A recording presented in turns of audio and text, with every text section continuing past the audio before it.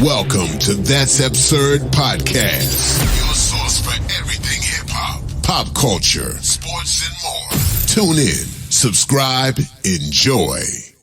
Yo, yo, yo. Welcome back to another episode of That's Absurd Podcast. I go by the name of Juno, a.k.a. Melvote. It's your boy, OG P.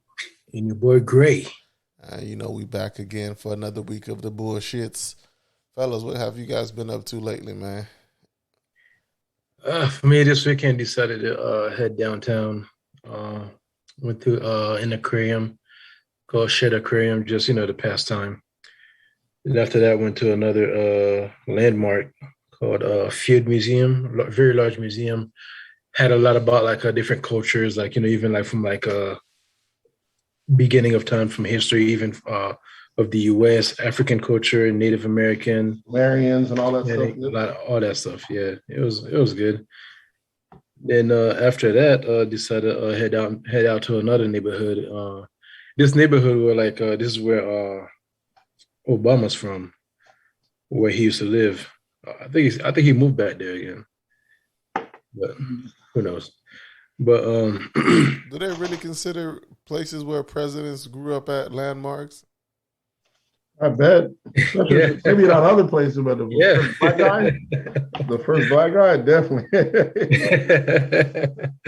Yeah, and also too, wanted to get a haircut, but that barbershop was too busy, and there was a barbershop where he had got his haircut from, and they had the seat that he sat in. They had it cased in the glass on display. Yeah, so no one said. My ass has been here, but once Obama sat here, we had to shut it down and frame it. Oh, it's once he became president, there's been plenty of asses in that seat after. Once that nigga became president, then they want to frame a seat and shit. Yeah, he was the last to sit in there. Niggas be bugging. Yeah. But also too, that barbershop was also the barbershop, I think, where they also shot the where Ice Cube shot the last barbershop movie. Okay. Yeah, that was, I think that was that location too. Yeah, it was, because they have the whole video and everything when he came out. All the actors came out too. They had a whole line out there. But then, stopped by and got some soul food. It was pretty good. And that was it. So I ended my day. I don't know if soul food is ever going to be as good as soul food in the South. Up north, there's some good ones. You never tried any other places in New York? I have, but it just ain't the same. It don't. I don't like like soul South. food, period. I'm not a big soul food guy. Maybe it's just the Caribbean in me, though. I had all Caribbean dishes. Maybe the Caribbean food like that, though? Huh? Yeah, I love all Caribbean dishes, be it Haitian dishes, Cuban dishes. We have. What about on the daily, on the? No, not on the daily. I mean, variations of it, But but I like Caribbean food more. When the hell do I eat soul food like that? I don't think I've had soul food sparingly. There's a real good soul food restaurant actually in downtown Orlando. Called what? Yeah, I think we went there, didn't we? Called what? I don't remember the name, bro. But I think we went there. Was it? Yeah, I don't think it's that far off from downtown. It's one of the only popular. It's a black-owned restaurant in downtown Orlando. Been around for a while. If you're talking about Chef Eddie's, that shit shut down 2 years ago, 3 years ago. I haven't been in a while. Oh, wow. Yeah, they been got that out there. Was that it? Was that one that been around for a while? Damn, so what happened? Man, them folks had all types of roaches and shit. Yeah, but anytime the shit's cranking, once you see them motherfuckers got the health inspection, but the line's still wrapped around the door, that's how you know the food's still good. If it ain't no roaches in there, I don't want it. Listen, it's not a lie, because what happens is the Caribbeans, the black and brown restaurants get scrutinized more.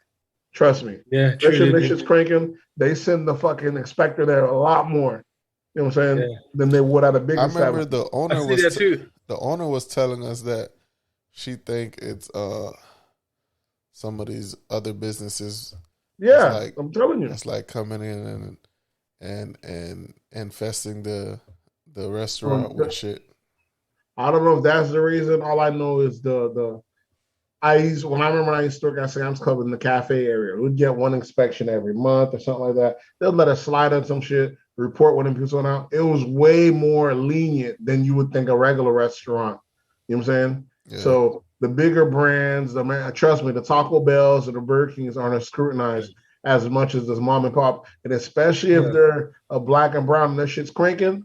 Man, that's why you see the shit be wrapped around the corner, but the ratings only be like a C or a D. But trust me, trust the people's taste buds. Fuck that rating shit. If you see they got bad ratings, if you say they got a bad grade, but the line's wrapped around the corner, the food is mwah. That shit is all even the Waffle Houses, they don't get hit up. Listen, the Waffle House, they deserve their rating. They're still in business though. But exactly. But even the Waffle House, the people speak. Yeah, I can't say the Waffle House is dimly lit. Sometimes the chef it goes down that Waffle House, man. Yeah, exactly. People say, we didn't ask you for your ratings, though. You know what you get when you come here. They be having tweets about that online. People talking about, oh, why the Waffle House didn't tell us what's and they say, hey, no one told this and this. Who asked you? People. Another thing I noticed too, like even on the menus, like in around the restaurant, sometimes they're forced to put up the labels, like the raw food consumption, meat consumption label, even though they don't serve raw meat. Yeah, they'll have to put just. Yeah, but that's the thing. Like if they sell steak and shit, if someone ordered it rare, then that's why you have to put that there. Because but I've seen it at the even at the Haitian restaurant where like we only steak I could think is like what tasso, and that stuff is fried. It's deep fried. Just a liability checker. Yeah, people want to protect themselves. But isn't even like places that serve like rare meat, I don't really see like they put it out like that. You might see it on the side of right next to the steak menu. Side of the menu. But you're not gonna see it posted all around the restaurants and everything. Well, it's because y'all niggas like to get sick and think y'all gonna come blame this restaurant. Yeah, they gotta have them signs everywhere so y'all can see that shit. That's just a sign to let you know you can't sue us, motherfucker. You got sick. You got sick.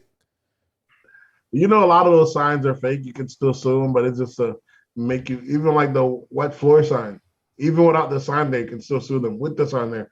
But it leaves a lot of people thinking that they don't got a case if the sign's there, you know what I'm saying?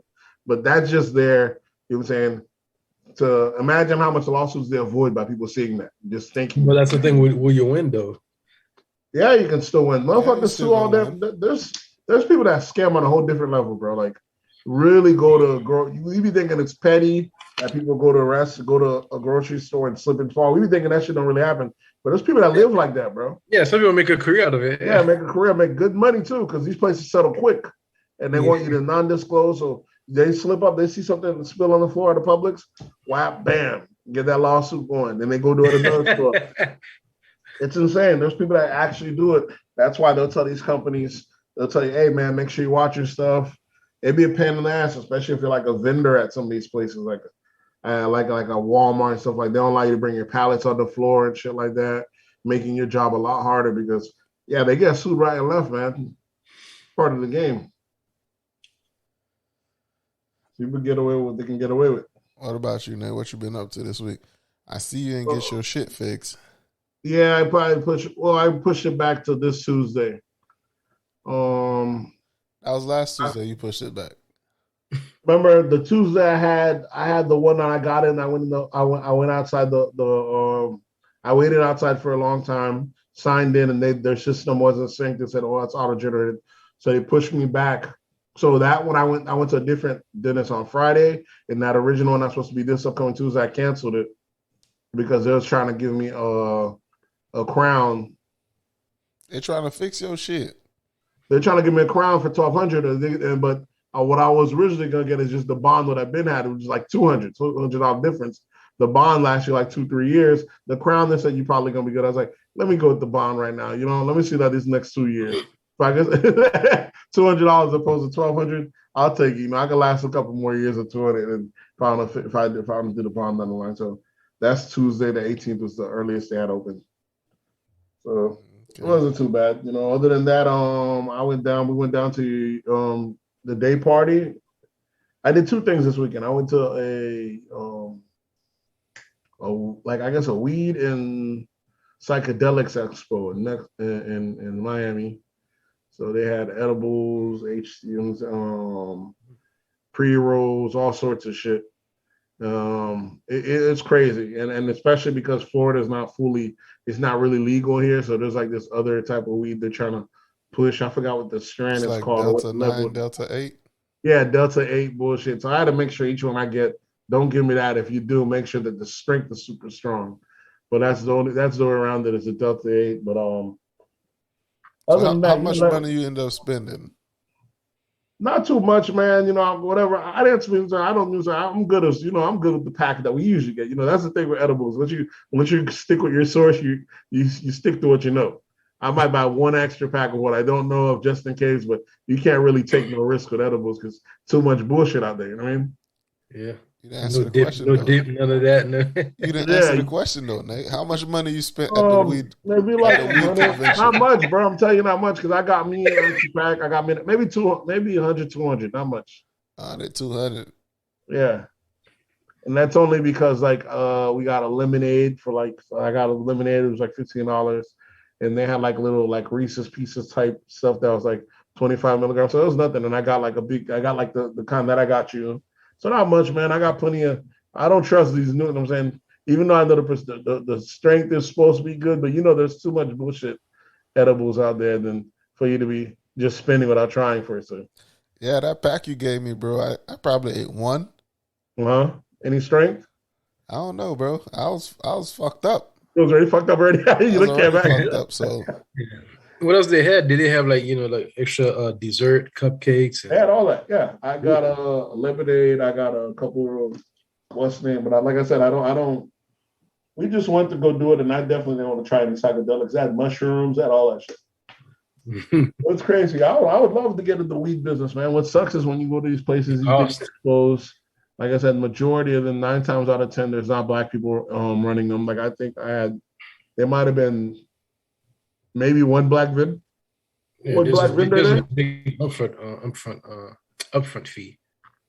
Yeah, but this is in Florida. This isn't really Yeah, that's what I'm saying. But this isn't the one that when you get to the big shop. This is like almost like the legal one. Yeah, that's what I'm talking about. Yeah, like to get like anything start, like you gotta pay like a high fee just for administrative cost. Yeah, and all that. You can get your license in Florida. The thing is, I thought that you couldn't get your license. If you get your weed license, you can't have your gun license. But as long as you have your gun license first, you can get your weed license. You get it? Yeah. That's the workaround. That's the workaround. But if you get that weed license first, you ain't getting the gun license. So. But other than that, and then the next following day, we end up going to the brunch spot, Juno's in what was that, in Miami? It's more like Hollywood. Yeah, and that was about it, man. How about you? What your weekend look like? Let's see. I ended up going to a doctor's office to see a general surgeon to take a look at my, what's that shit called? It's a lymph node. Yeah. So they scheduled me for surgery on, I think, next Wednesday. You're gonna slice that bad boy right off. Yeah, they're gonna cut your boy open, slice it out. Did they even have to put you down? I don't know. I didn't ask no questions. They just told me come show up this day, we'll get it taken care of. I was like, okay, it is what it is. I've been putting it off for a long time, so I think I go on the 16th or something like that. Other than that, it was the weekend, man. The weekend went to brunch on Sunday. Got a little fucked up.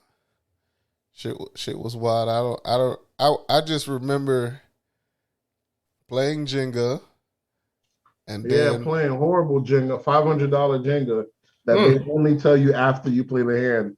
Oh, good thing you didn't listen to that. That's $500. And I was like, what kind of rules is that? But I was Swerve lost, and then he didn't want to pay something he didn't know. I said, nobody knew. So I like your ignorance doesn't spare you from consequence. Right. That's how I go. That means all that means is you have the same risk as everyone else. Just because you didn't know there was fentanyl in that drug you sold. You still took the drug. You still sold the drug, buddy. Exactly. Yeah, man. I was in our section. Next thing you know, I turned around and shit is fucking flooded. Yep. Out of nowhere, and I'm like, shit, I don't know what the fuck happened. So, niggas was gone, brunch was good. Had a great time. This is why we gotta start charging people no-show tax. You know what I'm saying? That VIP would have been all ours by ourselves if we had the expected amount of people to show up. But the club expected to make their money. Yeah. Less heads, they expected to give their bottles, so they're gonna use both tables if they got to. I think I started off with like 22 people saying they was gonna go.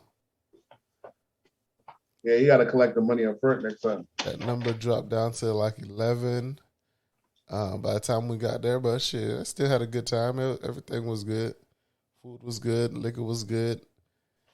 Gummies on deck. Nate went to the weed convention and spent like $600. Yeah, right. Had gummies on deck, so it was all good, man. It was a great time. It was definitely lit. I had the lemonade was crazy though. That was my first time taking like a weed lemonade. You feel that shit almost within like maybe 10 minutes, if even that. Oh, you took it while you was over there, or you took it when you got home? I took it when I got home. I took it like yesterday. It's not as strong as the gummies because it comes and goes quicker. Yeah, I wasn't about to drink that shit with you. Yeah, I did tell you about that. Say you don't have right now. That's shitty. But it's a stronger strength. But like I said, because it's liquid, it gets out your system a little quicker. It goes through you. Yeah. You're still drinking water or anything else, so you wash out the fairly quick while. With gummies, that shit's in your digestive system. It's just in the while. You could go as long as almost 24 hours still feeling effects with gummy. I like to have the dessert, like the cake and the. Yeah, I've had brownies. I got a brownie connect on that. That shit's on point. Y'all ready? Let's get in these absurdities. It's been a bit of a slow week. Where I want to start off with. What's up? Where I want to start off with politics. Hip-hop. Yeah, let's start politics. Yesterday, a rumor dropped that Biden administration was going to be giving out crack pipes.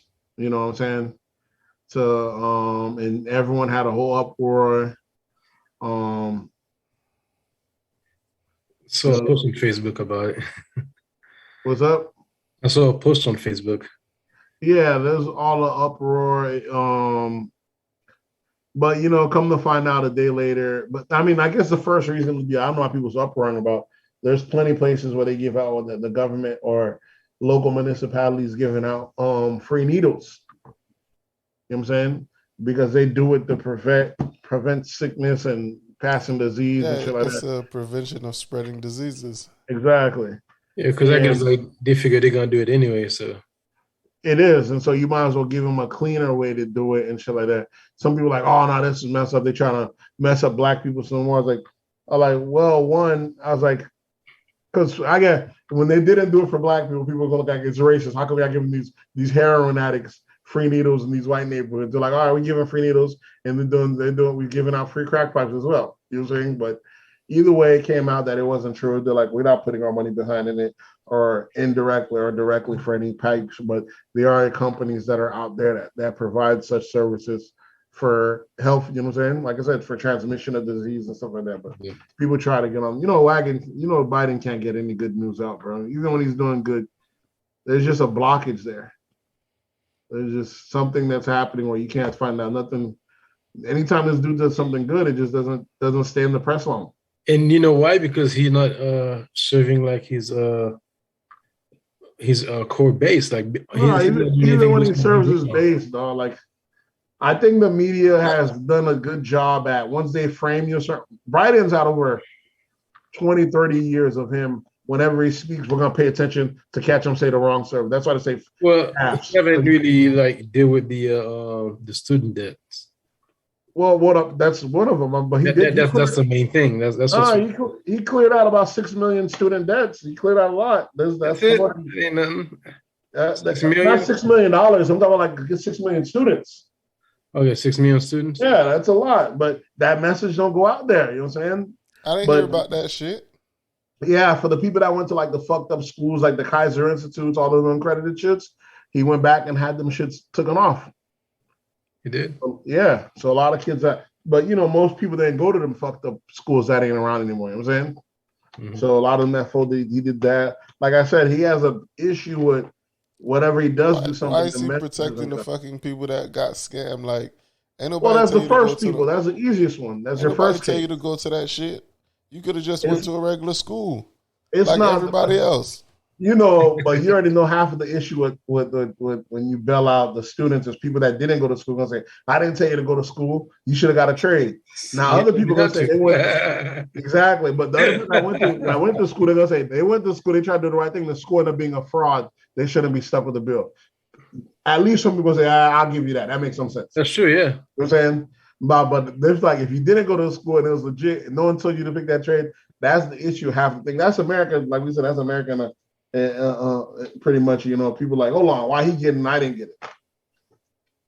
Yeah, but who's entitled, man? It's like it's the same thing. Like you could bust your ass, for like 10 plus years and working, like to build something, and then this motherfucker who just like came up, never did anything, think you should get the same result as you got. Yep. So because of that, people don't like it. But it's a double-sided sword though, because with that is the same reason why we'll never get reparations, because these white folks are gonna say, oh no, why should they? I didn't lock them up, this, that, and the third. I didn't only say why should I get it.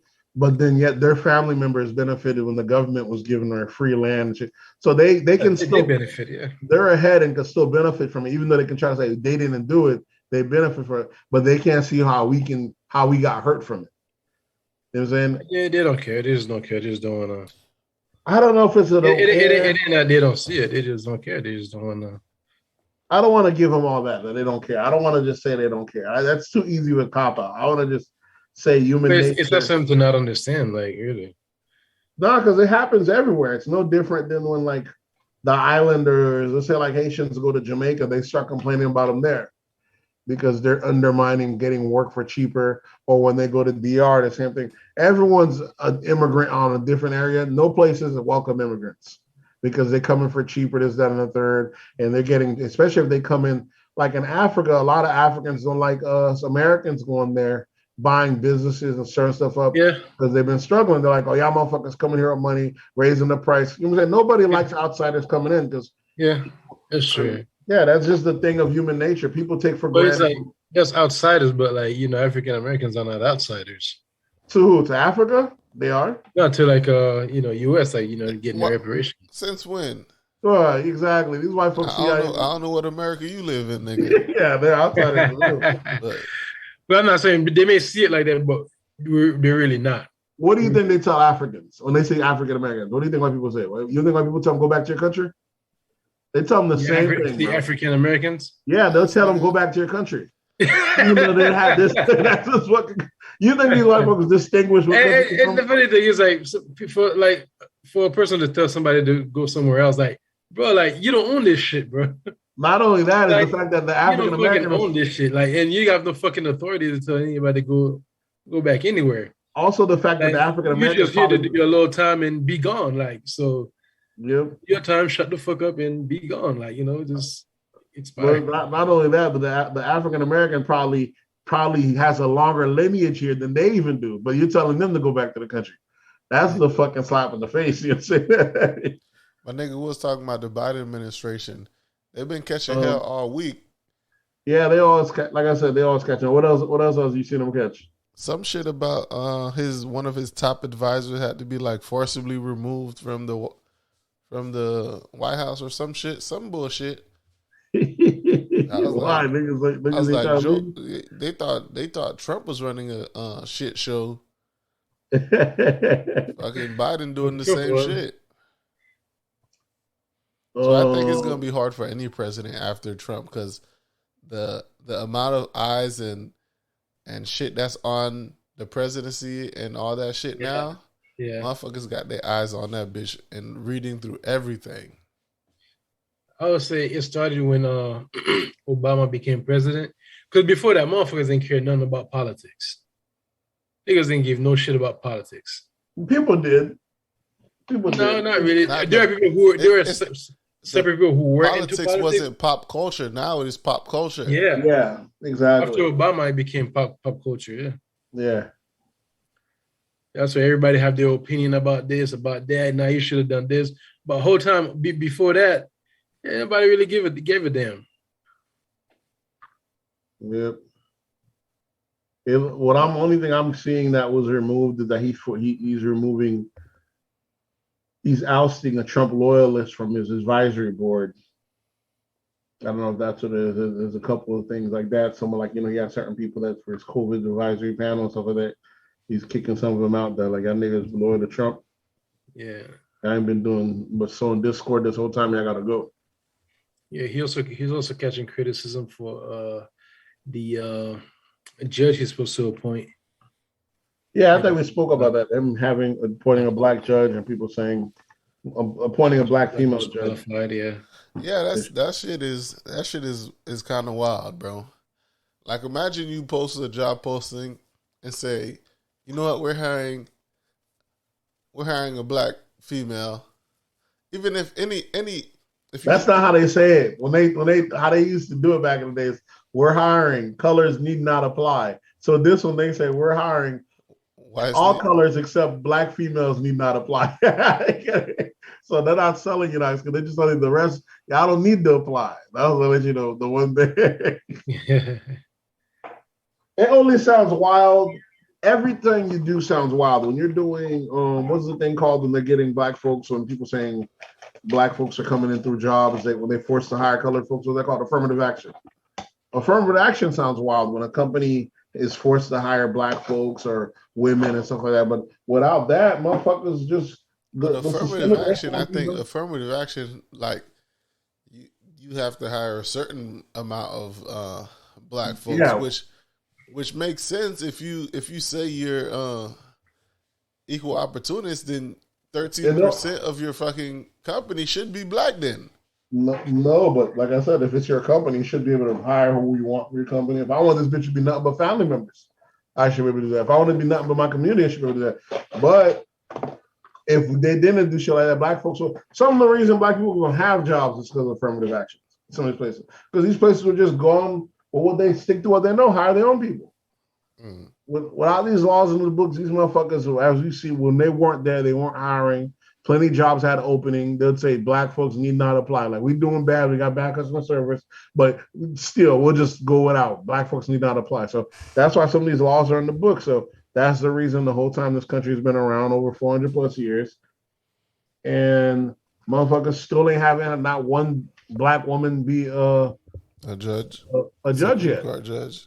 Yeah, hasn't been a federal court judge yet. So it doesn't, I'm saying, and how long is her views not counted this whole time? So how can we still, it's wild, like they said, that we're still even having firsts this long in America, that we're still saying first this or first that. We've been around. We got a lot of first to achieve. Yeah, we've got a whole lot more because 99% of the time it's just been white men. Had this shit been, we imagine how much further we would have been had we just been rotating and trying shit out all along. But we're like, we're just gonna keep sticking to it all the way through. So that shit is kind of wild on that aspect. But it does sound kind of wild. But like I said, but anytime you do anything progressive, like even if they're gonna look at it, if you did reparations, they're gonna sound like wow. People say, how the fuck these people that are 3-4 years removed, 3-4 generations removed from slavery gonna get a check? I didn't do anything. It sounds wild. Anything progressive or when you're paying dues back for something that was done before sounds wild, but it's the only rightful way to do it. I look like don't make any sense. Yeah, I also saw a post about the anti-lynching bill, and said there's been like so many attempts to like get that to pass, and even like there's still no, it's still haven't been like still no success of it getting passed. I don't understand what's the thing on anti-lynching. Murder is already against it. So can you lynch somebody and it's already assault? What's the bill gonna do? Make it official? I don't understand. It's like something that I guess like it's mainly focused because if the lynching works, you die. They already got you on murder charge. But it's not something that normally happens to other race. I get you. Has a form of crime. Yeah, I get you, man. Yeah, I'm with you, man. Murder is murder. Yeah, but that's how some people like it. Murder is murder. We don't need to super categorize it. But that's how some people feel. But then they put. Remember, they made hate crime. They made killing a cop a hate crime, which doesn't make no fucking sense. Because you can put on a suit. Anybody can be. You're not born with the suit on. You take the collar shirt off. I don't know you're a cop. But trying to see that video where that those what was it? 3 white girls was trying to lynch this one guy. Yeah, that's what I'm saying. It does make sense. There's hate crimes that's happening, just like motherfuckers running synagogues and hanging people, all sorts of hate crimes. But all hate crimes do is elevate the charge. But when it's murder, once it's murder, what is elevated for murder? It's already murder charge. Yeah, but you see, like every group is getting their own separate. I guess they're just attaching it to a hate. Yeah. I guess it's automatically a hate crime, but. Well, you have the Asian Asian. Yeah, but they have them. Just like if you beat a gay guy, that just got passed under Biden. Yeah, if you beat a gay guy, you get charged with a hate crime. I'm saying if you beat a Jewish guy, you get charged with a hate crime. You beat a black guy, you get charged with a hate crime. Yeah, but do these have like an actual? Those are the folks they have their actual bill. Only one that had their actual one that I know of that was specifically was the Asian one. Okay, but no one else. Everyone else has kind of been. It falls under the parameter of the hate crime. That was like I feel like what 2-3 events, 4 events. It was way more than that. The Asians been getting their ass whooped ever since COVID rolled out. Niggas been beating their ass. Niggas been beating their asses. But it was fast in the span of how long other groups been suffering. Yeah, it was a blink of an eye. Definitely that. But. But they've been getting ass. Some motherfuckers have been assaulting them for no reason for a minute. But this is a powerful group, man. What do you want? Flex their muscles, say I'll tighten up. What else we got in politics? So you might as well put this on politics. I put it in pop culture. Since we're already on that, it's it kind of aligned. Black spending reached 1.6 trillion, but net worth is down 14%. Yeah, I see it. We're buying too much liabilities, not enough assets. Yeah, I see, the flex for the gram, all those, coaches, bosses, all those. Yeah.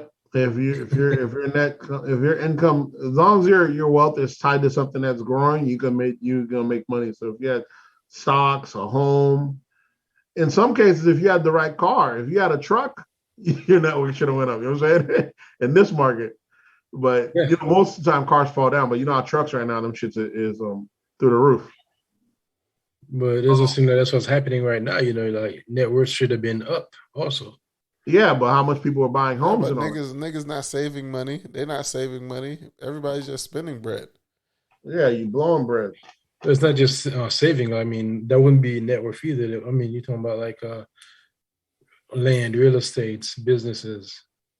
Yeah, but debt plays a big role of it. Debt plays a big role. Credit card debt, school debt, that subtracts your net worth as well. So if you didn't pay down debt, that affects your net worth. You could buy all the shit you want, but you didn't pay down debt, that subtracts from your net worth as well.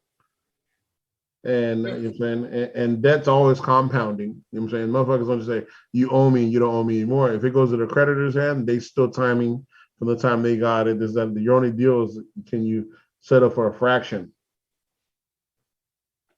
So, I mean, but 14 number is a big number. I mean, that's... Which one? Need to be down by 14. That's... By 14%? Well, yeah. Trump told y'all what else you got to lose, and we see y'all got more to lose. There's always more to lose. Remember I said that? There's always more to lose. Don't think there's not more. You're projecting it's going to go down to zero. It's going to go to the negatives. Negative, good You know God. motherfuckers could have a negative net worth, bro. Yeah. Then that's what's probably happening. There's probably a lot of people that have a negative net worth that's affecting the numbers of people that's balling. I can see that, especially the way you can see the way motherfuckers were hating. The way when you see people were hating online, or every day you see people complaining about the scammers getting locked up. Oh, that's what they get. You've seen the workers, how the workers rejoice each time a scammer gets locked up online. It made me realize, yeah, niggas ain't eating out here. The crabbiness is really out there. Yeah, if that shit doesn't affect you, I don't know what you rejoicing for when a nigga get locked up for scamming. They love it, bro. They rejoice. And like that shit came out of your pocket. They rejoice. Now, like, I don't see white folks going all jumping for joy when Paul Manafort niggas were when that dude's basically giving up $30-40 million to lessen his jail time. You know what I'm saying? And y'all don't wonder what this motherfucker got this type of money? That's a different type of bag. Y'all worried about these black guys. Y'all talking about Pretty Ricky and them because he had to give up $1 million and do for. I mean, he bucked $1 million. He got it 2 years in jail. Talking about that's what his ass get.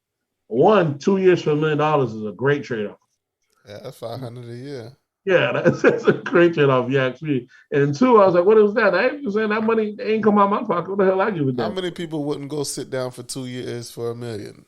Yeah, it's insane to me. It's a great niggas went for less. Exactly, niggas go for a lot less.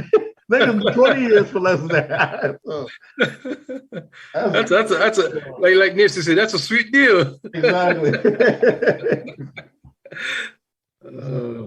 It's a great trade off, but that could be what it is. Too much people wealth and income is tied to also just employment, single employment, and these jobs are paying you just what they have to pay you, nothing more, nothing less. Yeah. And with housing and everything else going up.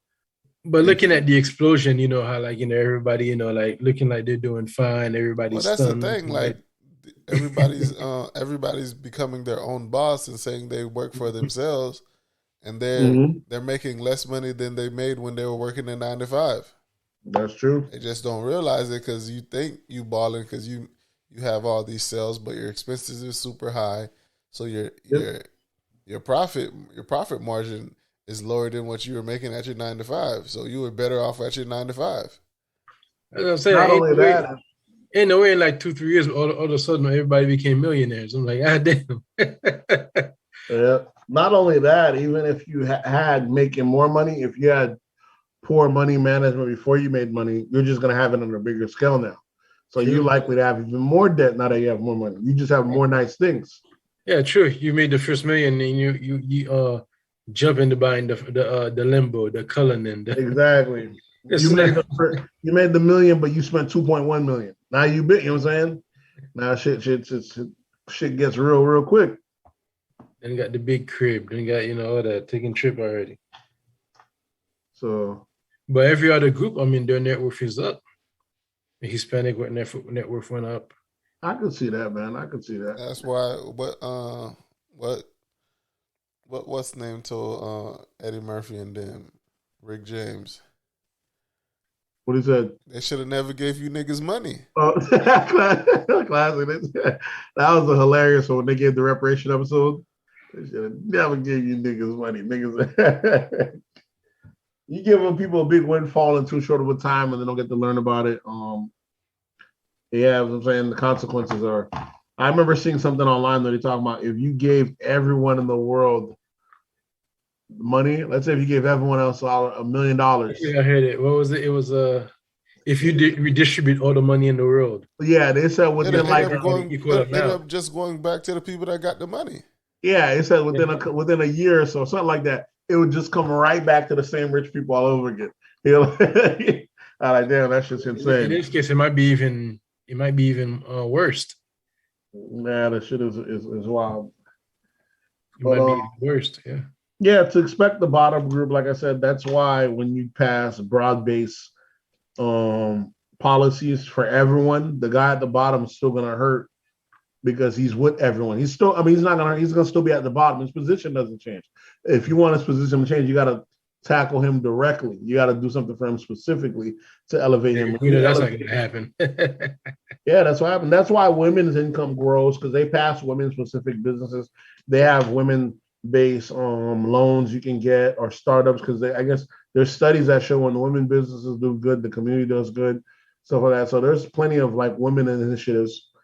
But you already know, like, men, you don't fall to the wayside. You shit ain't right, and you say it, nonetheless. But if they didn't tackle that, they weren't able to. They started closing, as I said, a gender wealth gap, or the wealth gap in general for women has been closing a little bit more because they were tackling specifically. But if you don't tackle either be it race or certain groups specifically, you're not going to see the results. Oh, that shit is wild. Yeah. What else? This is post. He had like to. What was it? It says, "Would you rather be poor, rich, or middle class?" Yeah, I just seen that today. And like I said, I'd rather be. You only want to be two, though, rich or poor. Dog. Don't get caught in the middle. It's in the middle. It does. Middle pays the most taxes. You have the less protection. You make too much money to get welfare. You know what I'm saying? You don't make enough to be stay in the middle, have the less incentives, and you're footing the bill for everyone in America. You're footing the bill for the guy that's not doing nothing. You're footing the bill for the billionaire that's on vacation. The middle is his bread and butter. That's what America thrives on. But only other thing we have in politics is Florida passed the no gay law. You know what I'm saying? Well, it's moved on to another part. I think Congress passed it. I don't know if it's going to another part now. But they're trying to take away the word gay from history books and stuff like that speak on such things. Say gay in history books? Yeah, like to teach it in school. The history of like. So what do they want to replace that word with? They have to replace it with a word? They're just going to probably not speak on it. That's the issue. You know what I'm saying? If you think that Democrats are leaning a little bit too large, or the schools have gone a little bit too much LGBTQ friendly thing, but that's why it's always both sides always go too hard. The left goes too hard trying to make everything about gender. The right goes too hard, straight censorship. They already took away a lot of Black history stuff in the books, like they said, making it seem like it was for critical race theory. Florida passed a law that made it where you get in trouble to teach anything that makes the white kids feel uncomfortable. Which I don't know how they're going to enforce that. How do you say what makes them feel uncomfortable? What do they feel uncomfortable about George Washington? It's such a broad base, but they did it to kill off the critical, and they made it where you can sue the teacher specifically. This is how the Republicans are smart. Wow. The same way they did with the abortion bill. They made it where I can sue an abortion attorney, even though I have nothing to do with the abortion. Let's say you and your girl have an abortion. I have nothing to do with y'all, but I can go sue the doctor for giving your girl an abortion. You already know. You know what I'm saying? And you already know how this state is. You're going to be tied up in court all day suing motherfuckers that ain't got nothing to do with nothing. You know what I'm saying? So now they're doing that with the thing where you can go after the teacher specifically if she does teach, if you feel like she's teaching something. So who's going to put their money up on the line teaching some shit because they want to teach your kid proper history? They're going to say, nah, I'm just going to, they say when you talk about Martin Luther King or any of these folks, we ain't going to talk about them. Simple as that. They're going to say Martin Luther King fought for something. We can't specify what he fought for, guys, but he fought for something. But and then we're going to go to he fought a good fight, guys. He fought a good fight. That's what I got. It's laws like that. That's kind of crazy. That's why some people be adamantly Republican. I'm like, how are you gonna be? Both sides are evil in a sense. You know what I'm saying? That's why I say when people say it's not the same, I'm like, yeah, both sides are evil because that's what I think they should do. One side's trying to erase history. One side's trying to hate history. The other side's trying to create a whole circus out here. You know what I'm saying? Yeah, that's why I think they should move Florida's capital further south, man.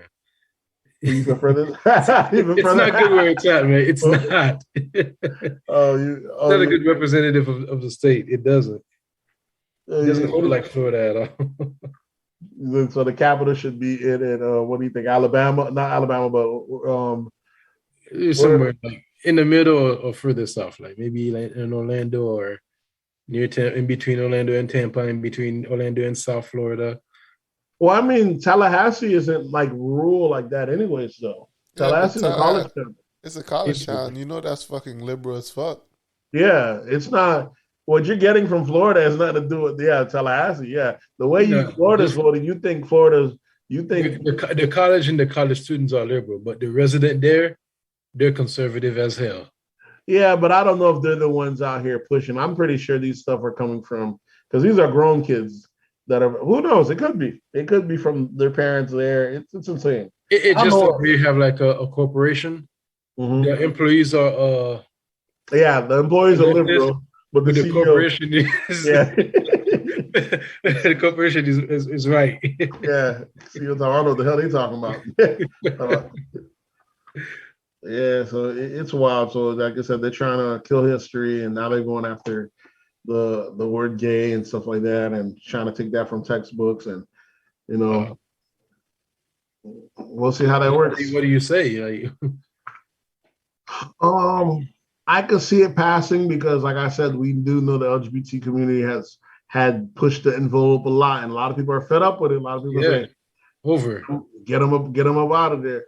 But critical race theory, just like they tackled critical race theory, but that was never big in school. I don't know schools that were making kids do anything bad. That's what's crazy like that. But to each his own. Everybody want to fight the good fight. You know what I'm saying? Try to. Well, I'll say for us black people and the black kids should say, they feel offended by Robert E. Lee about any. We do. And when we fight to get the statues and stuff removed, they said that we're killing heritage. That was their excuse. So y'all supposed to rub y'all shit in our faces all the time, and we supposed to just take it. But when we telling y'all get rid of these stuff, it's our heritage. This shit, you know what I'm saying, motherfuckers it's wild. It's hypocrite. Yeah, it's hypocrisy. Yeah. Well, ultimately, power doesn't just fold up and go away, though. It's got to fight tooth and nail, and I think that's what people don't understand, though. Motherfuckers empowering just gonna say, all right, guys, y'all got us. It's been a good run. They're like, nah, you're going to have to pry this from our hands. So we might as well switch over to hip hop. So your Nate's favorite rapper, top five rapper. One of my top fives. Top five rapper is now a stand-up comedian. Mr. T.I. Clifford Harris. King of the South. King of the South. He could do anything. When do you know when has the best rapper ever said, I'm going to go get on the stage and do stand-up comedy?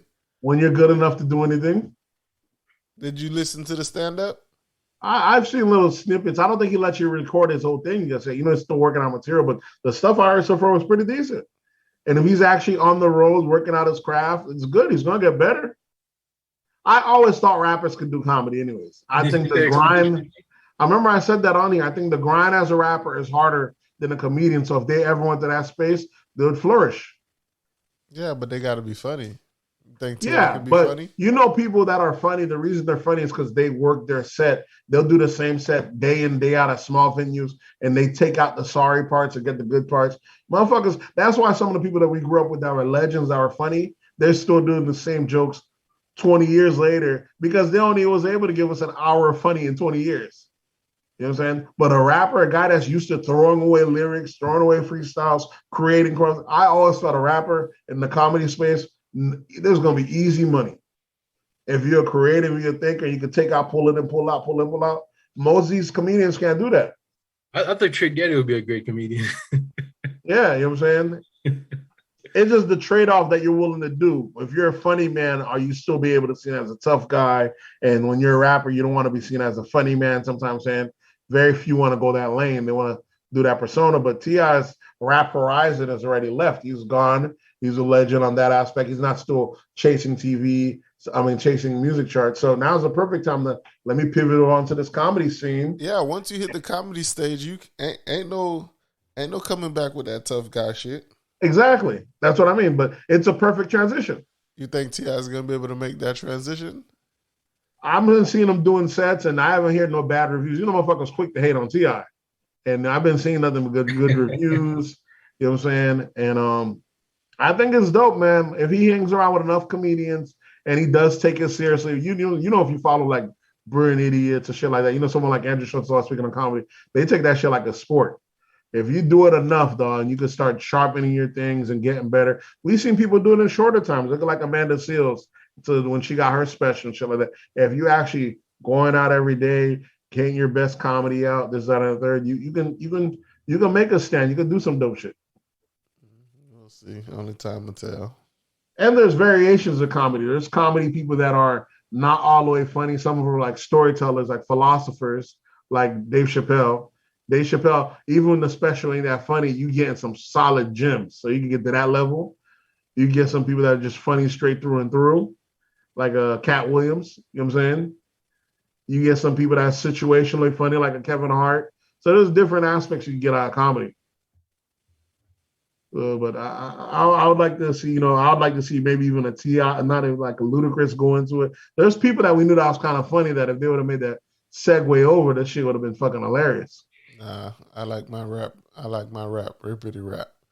Yeah, they're rappers, but they're done now. They're done rapping. Niggas ain't never done rapping, B. Come on. These guys are at the point they're not, they're too smart to get a bad deal anymore. So the label's not going to push them. They can't be dropping shit and only selling 20,000. It tarnishes their brand. New face.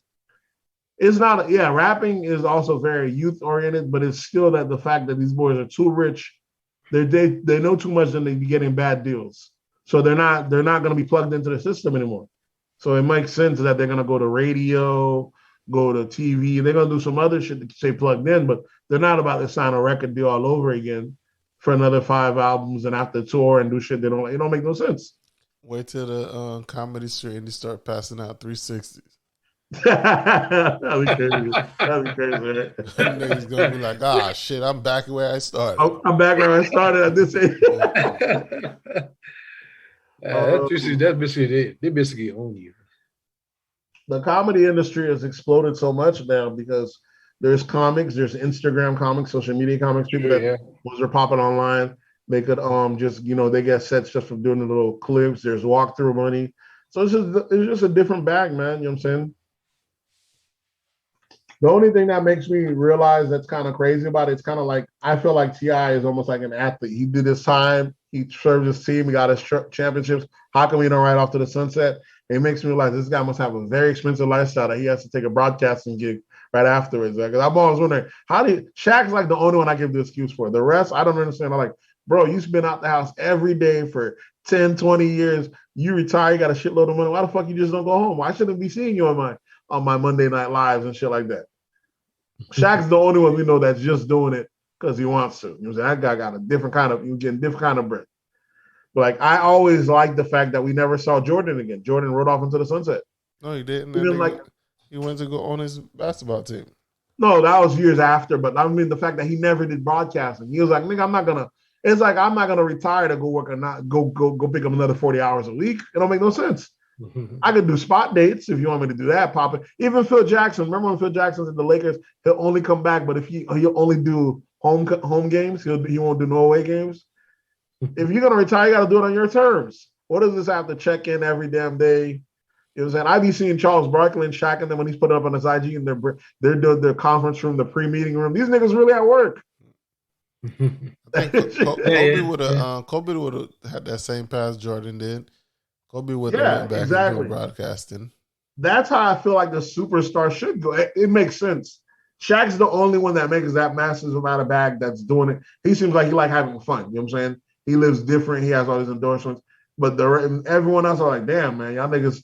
I mean, it's a lot of shitload of money for you to turn down if you're making $2-3 million a year just talking shit that you already love anyway. So some people do it that aspect. But I don't expect to see no Steph Curry or anything. Your boy he's the first player to be a player and also get a deal. Who that? Is it Draymond? Who? Draymond Green? Deal with doing what? He's gonna be a broadcaster. A seasonal one. Which is I don't understand how's that gonna work. He's not gonna be the first because Jalen Rose used to do it. But I don't know if he had a contract. He was working with one of these companies. Yeah, he did. I think he was with ESPN when he was still with the Pacers. So how's that work? Is it like once they expect you to when you're not in the playoffs? How's that work? Yeah, once your team got knocked off, he was working broadcasting. So Jalen Rose been doing that, and that was like I was like 10, 15 years ago. Oh, I don't know. They just said they said that he was supposed to do it, and I was like, okay. So, Paul Pierce had signed a new deal, I believe. As of recently, after his little booty shaking thing. Yeah, he got a new deal. He got home somewhere else. They let that shit slide down a little bit, and then he got himself. Let it die down. Yeah. Let it die down. He got himself a new home. It's crazy because guys like Paul Pierce, I never thought they would have been like exceptional talk. Some of these niggas, you're like, I expect this guy to just play ball. I don't even think he's like got good vocabulary or anything. You know what I'm saying? It's crazy. Some of these guys that pursue it. Well, Paul Pierce never was a good announcer. That's what I'm saying. And then he went. It's crazy to see him go full commentary route. That's what I'm saying. He's still not good at it. That nigga they still be clowning him on his takes and all his bullshits. Yeah, to me, it's kind of delusional. Crazy. But the delusion works, though. It is delusional. It is definitely delusional. People be finding clips on him, dog. That's what's worse. When you have a take and motherfuckers going to do a whole clip on you. This is why you don't like LeBron. They do like a 15-minute reel of LeBron just, balling on your ass and shit. Or D-Wade just crossing over. Yeah, exactly. Shit like that. Him and Barnett. Yep. So, but someone like D-Wade, someone that, what I meant is like people that when they used to speak afterwards, the motherfuckers were very well spoken, well versed, like D-Wade, something like those are the guys I'd expect to do it more. Back in the days, I don't remember Paul Pierce speaking too much back then. He was the heart of the team type shit, but that's why it's kind of more surprising. I'm saying it'd be like Kevin Garnett getting the gig. Back in Kevin Garnett used to just be balling before all that talking. So that's what's crazy. But I think that we drifted from hip hop to sports. We got to go back to hip hop. You got Kanye and his ex-wife. Are they officially divorced? They're going through a divorce. Yeah, Kanye and his ex-wife beefing on social media, going in at each other. Yeah, they going in, and Kim saying she's the provider, mainly the sole caretaker and provider for her daughter. So it kind of was saying, and Kanye was like, hold on, you ain't about to go do this, make it seem like like you a single mom hurting out here type shit. Yeah, like that's that whole play victim bullshit. Yeah. I'm the sole provider, but I got like 3 nannies. Exactly, really? And we're both billionaires. What the fuck you mean sole provider? You ain't hurting. Why do you mean so? What's the matter? What are you providing for an 8-year-old when you're a billionaire? It's a ding. See, it's not even a ding. It's a nugget to you. I'm saying, do you want me to go send that over? It's not going to hurt me no more than it's going to hurt you. It's nothing. She just wants his. Motherfuckers just talking. But yeah. I did get a funny thing with them beefing. The internet never loses. Internet takes no L's. Internet said, Kim and Kanye, please take us out this fucking group chat. Exactly. They talk about rich people shit. Keep that shit to yourself. We don't want to hear none of that shit. Yeah, because he was mad that his daughter had a TikTok page, and he's like, he don't want his kids on social media. They have too much issues, and say like that, which I can't blame him. Yeah. He's very right. Get it. If you can, don't have your kids on that. That makes perfect sense. Or wait till they get them on there. So especially with, anytime your parents do something, they're gonna hear about it. It's wild. I do that. It's gonna be hard. Yeah, it's gonna be.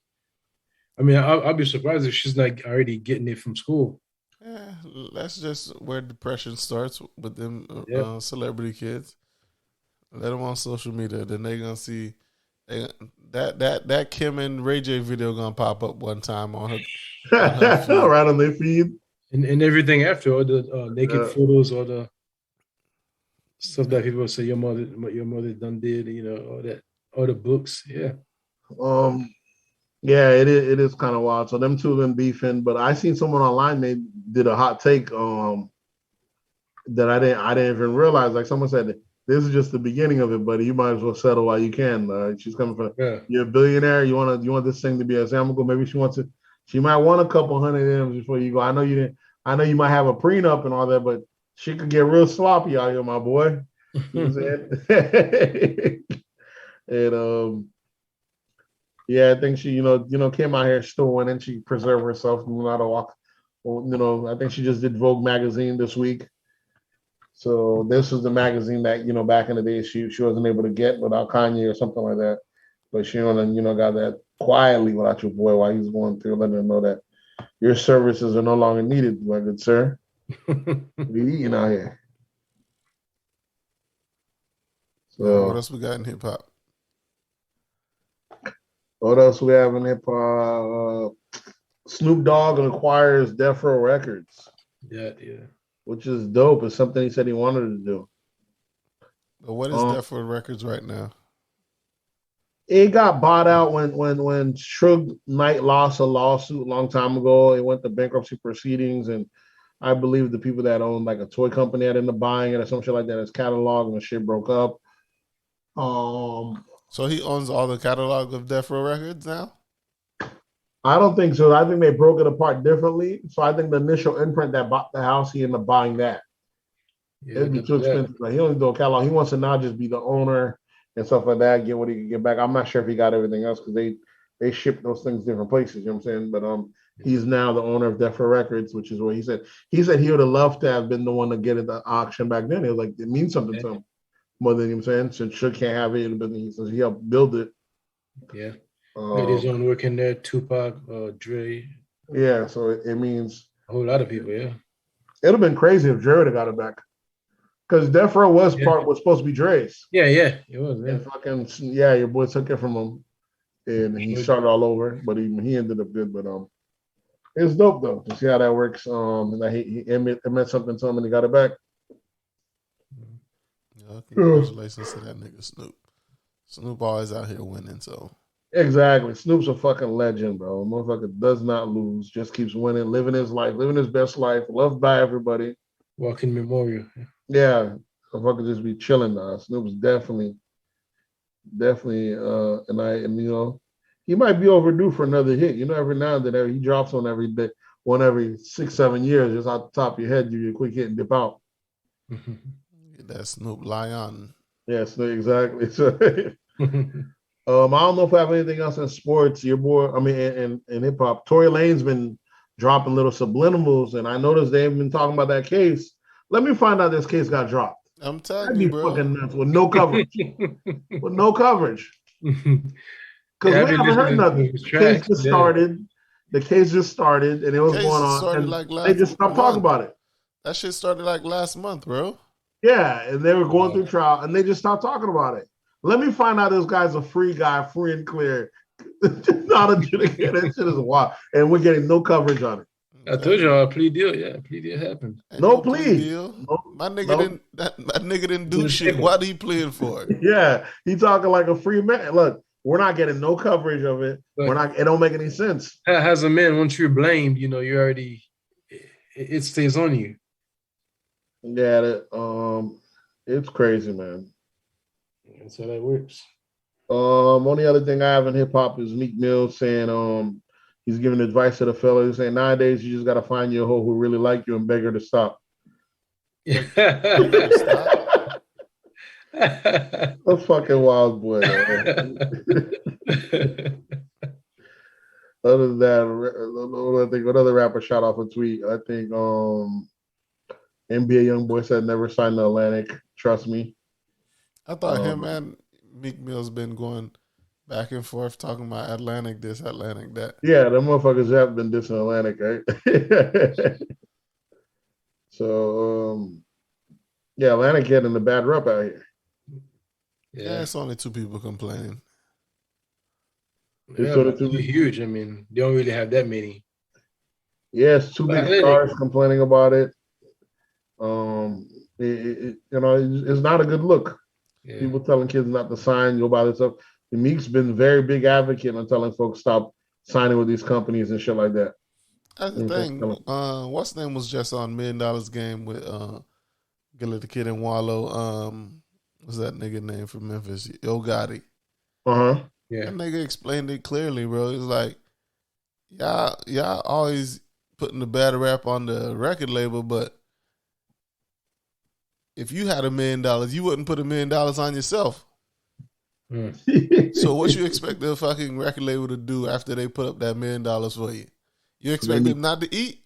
They need 10 million. It's not they can eat. It's the issue. How much do you expect to eat? It's insane. I expect to eat a whole lot. But for that $1 million, if you get $1 million, if I get $2 million for my $1 million, that's a great 100% return. But they're fully exploited.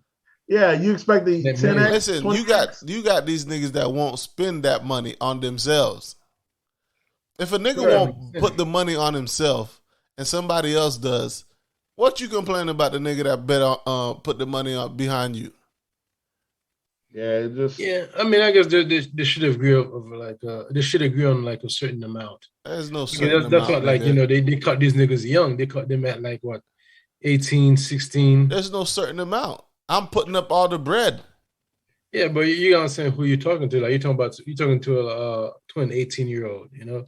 And that 18-year-old ain't putting up no bread. Come on. What you want me to do? Not just the bread. They don't know nothing about like music deals. They don't know the business. I'm not giving no pass. I don't care how old you is. And especially from the street too. If you're not putting up no bread, shut the fuck up. Take what we give you. Yeah. Yeah, because I mean, like a guy, like even like a young boy, like for what he got that $2 million. I don't know if he had taken any extra money, but most likely he probably did. But I think he already paid that plus. He didn't pay nothing. He ain't put no money up. Which one? Yeah, but there's a already recouped. Come on. Yeah, it's recouped exactly. How much you want to make? Already recouped. Exactly. How much you want to make? You know what I'm saying? That's why it's exploitative. And then even now with the 360 days, it shouldn't be as bad. The deal shouldn't be as fucked up where you need, because if you're gonna get a piece of everything of mine, why are you gonna? You know what I'm saying? You shouldn't be where you need 10x anymore. Because mixtape makes money now. Yeah, it's not the same. Mixtapes ain't free anymore. Back in the days, their excuse was they needed to make the money because they lost on so many other artists. Now that the artists, you're only signing artists that already got a hype, already got a buzz, there's less of a loss. It's almost a sure thing. So you don't need it to be a 10x return because there's not as much risk anymore. It could be a 4x return. I don't know about y'all niggas. You like 10 every time. When I put my money up, I want that 10x. Every time. I want that 10x every time. Fuck who's involved. Yeah, you're in that great Cardone. Exactly. I want that 10x every time. That's the issue with it. You just niggas got to learn to put up your own bread. Dame told y'all this a long time ago. It's very risky though, man. That's the issue though. That's put the up your problem. own bread. Motherfuckers, a lot of 16, 18-year-olds from the street, from the project. Niggas saying it's risky. They know it's risky. That's why they won't put their own bread up. Yeah, but we're talking about not only is risky, it's very costly. Project. Yeah. How old was him when he got signed? Like 16. Yep. That shit it's wild. And even Meek Mill was like what, in his early 20s? Niggas ain't putting the bread up. If you ain't putting no bread up, shut the fuck up. In the words of Dame, you're just a supervisor. Speaking of, I don't know if we have a slight segue. There's like I don't know if this was in politics or this. I'll put it for pop culture. Never mind. Yeah, I'll put that back towards pop culture. Remind me of this one, Dave Chappelle. Do we have anything else in hip hop? Looks like we got a couple things in sports. We definitely have pop culture. That's what we're a bit thick at this week. So who put this on here? I did. You want to talk about this Venus Williams? Yeah, so post she had she had said like, she's still a virgin and she's 41.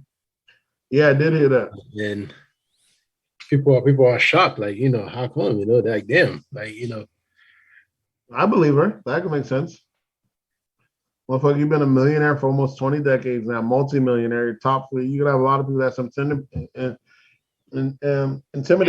Not even her other celebrity. There's no such thing as too intimidated to fuck a woman. Not until intimidated. Fuck, I'm too intimidated to try to pursue. You ain't got to pursue the fuck. How you know? Yeah, women ain't got to pursue. Not her. She don't have to. It's the guy that's trying to pursue her. So is she complaining about being a virgin at 41? No, she still is currently. How true you think that is? I believe it could be true. I wouldn't say it's true. I think like she probably haven't had as much success as she want to, but I don't think it's true though. Yeah, I believe it could be true. Especially if you're a celebrity, you lying something like that. No motherfucker come out tomorrow. Nah, fuck the Friday, man. She lying. Motherfuckers get called out quick. You know what I'm saying? I don't think anybody can know that unless somebody come out and say, "Yeah, I smashed." Yeah, that's what I'm saying. That's the likelihood of what you got to do with. Because if you're a liar, it's not like a no-name lying. You're a celebrity. Something's wrong. You're gonna be able to say you smashed, and then you're gonna be able to get TMZ interviews. You're gonna get paid. There's a double upside for you if she's lying. Something's wrong with her though. Yeah, there's clearly there's social ramifications there that she probably either buying into that she wanted to just wait till she's married, but you know the success she got, she didn't factor in the trade-off. You know, that marriage probably ain't coming to down the line if it even comes at all. Now you talking about you never smash. It's, you know what I'm saying? Because imagine if a 41-year-old male athlete came out and said he's still a virgin. Ain't no way. Would roast them some. They'll say something wrong with that nigga. No one is saying nothing wrong with her. All the fucking Instagram models groupies was gonna flock to him. The guy definitely. We missed one. We ain't get this one yet. Yeah, we ain't got this one yet. The guy does definitely say there's something wrong with him. The girl, you saying let's say she was saying she was waiting for marriage and shit like none that. Of that shit. Something wrong with her. There's some social. I'll give you that. Vagina's. She know her vagina is ugly. No, she don't want to show off that vagina. Something wrong with her. That's there. It's crazy, but maybe now that she put it out there, more guys are like, "What?" You know, some guys love that. Virgin, I ain't never thought I was gonna see on this age anymore. Yeah, now she might have more pursuers on her. Yeah, them ear about to come through. Yeah, it might work itself out. But you know, there's always sometimes where you have like you don't met the people that have siblings and one of them is like lame or very off, quiety, don't really have no friends, kind of always in the house. She just, I think Venus is that one, yeah. She's probably just that one, but just also a remarkable tennis player. Because remember, she's the older sister on top of that. She's not even the younger sister. Yeah. The younger sister, you know what I'm saying, Serena is just the outperforming super balling of the two. She's the older sister who just, you know, probably put tennis before everything else, got a few friends, is that and third. You don't really hear. She is the more quiet of the two. We don't really hear from her much. Sure, yeah. So she just be like a lame, that type of thing. And her friends don't really pursue her to go out. Yeah, because I never even heard of her dating anyone. Yeah. That's true, yeah. Hey, it makes sense. That's what I'm saying. I can see it be possible. Just, you know, motherfuckers be too busy living their life than to fix your lame shit sometimes. They're like, look, man, you just gonna have to get it the same way we got it. That's it. You just gonna have to figure it out. He said, but there be people like that, man. I got family members that be like that, man. They just, as they get older, they just can't figure it out, be it relationship wise, couple wise. They're like this shit's only getting harder. You know, you gotta just jump in there. As you getting older, it does only get harder. And that's what you understand. Yeah. You start adding age limits to it, this and a third. This is some shit she should have figured out almost 10 years ago. You said 41. She should have been speaking on this at 31, at least. If not, you know what I'm saying? At the very least, you 41. You know what I'm saying? This is wild. Probably she don't go out much. I mean, ain't no way. But I'm saying this is someone with all the access. And I mean, there's some social issue that's there, some kind of hurdle that's there. Between, you know, she's got to be a bit more reserved because she is rich and a celebrity, but maybe her friends should pay extra on it. But for women, that's a good thing. That's not a bad thing. It could be a bad thing for her. At 41, it's a bad thing no matter what gender you are. Exactly. I'm not talking about her like attitude, like being reserved. Yeah, it's not a bad thing, but at 41, it's bad. You should have. There's but so many reserve you can do. You 41, you gotta get out there, bro. Yeah, she probably ain't going out. She probably don't go out much. It ain't nothing about going out, bro. Everything comes to her. She's a fucking multi-millionaire. No, I'm talking about, you know, to the rich parties, all that stuff. The worst thing that's going to happen is at this age, you have no experience. Motherfucker, you gullible. You don't know anything. Motherfucker come up on you so much. It's going to be so much more worse now because you have so much more to lose now. Mm-hmm. And you have no experience. This is shit you should learn along the way. People using you, this, that, and the third, or finding the worst in people. But you didn't do none of that. At 41, you're supposed to learn this. Shit could get real bad if you don't meet a genuine person, dog. A slime ball come around and come fuck up your whole operation. Take your whole life savings from under you. You don't know any better. You know what I'm saying? He don't even have to be he don't even have to be a professional. He can just be a regular slime ball, not even a guy that's calling because you have no defenses, you don't have nothing, you know what I'm saying? You have no experience. There's that aspect of it. She probably needs a therapist. You need something. What else do we have in sports?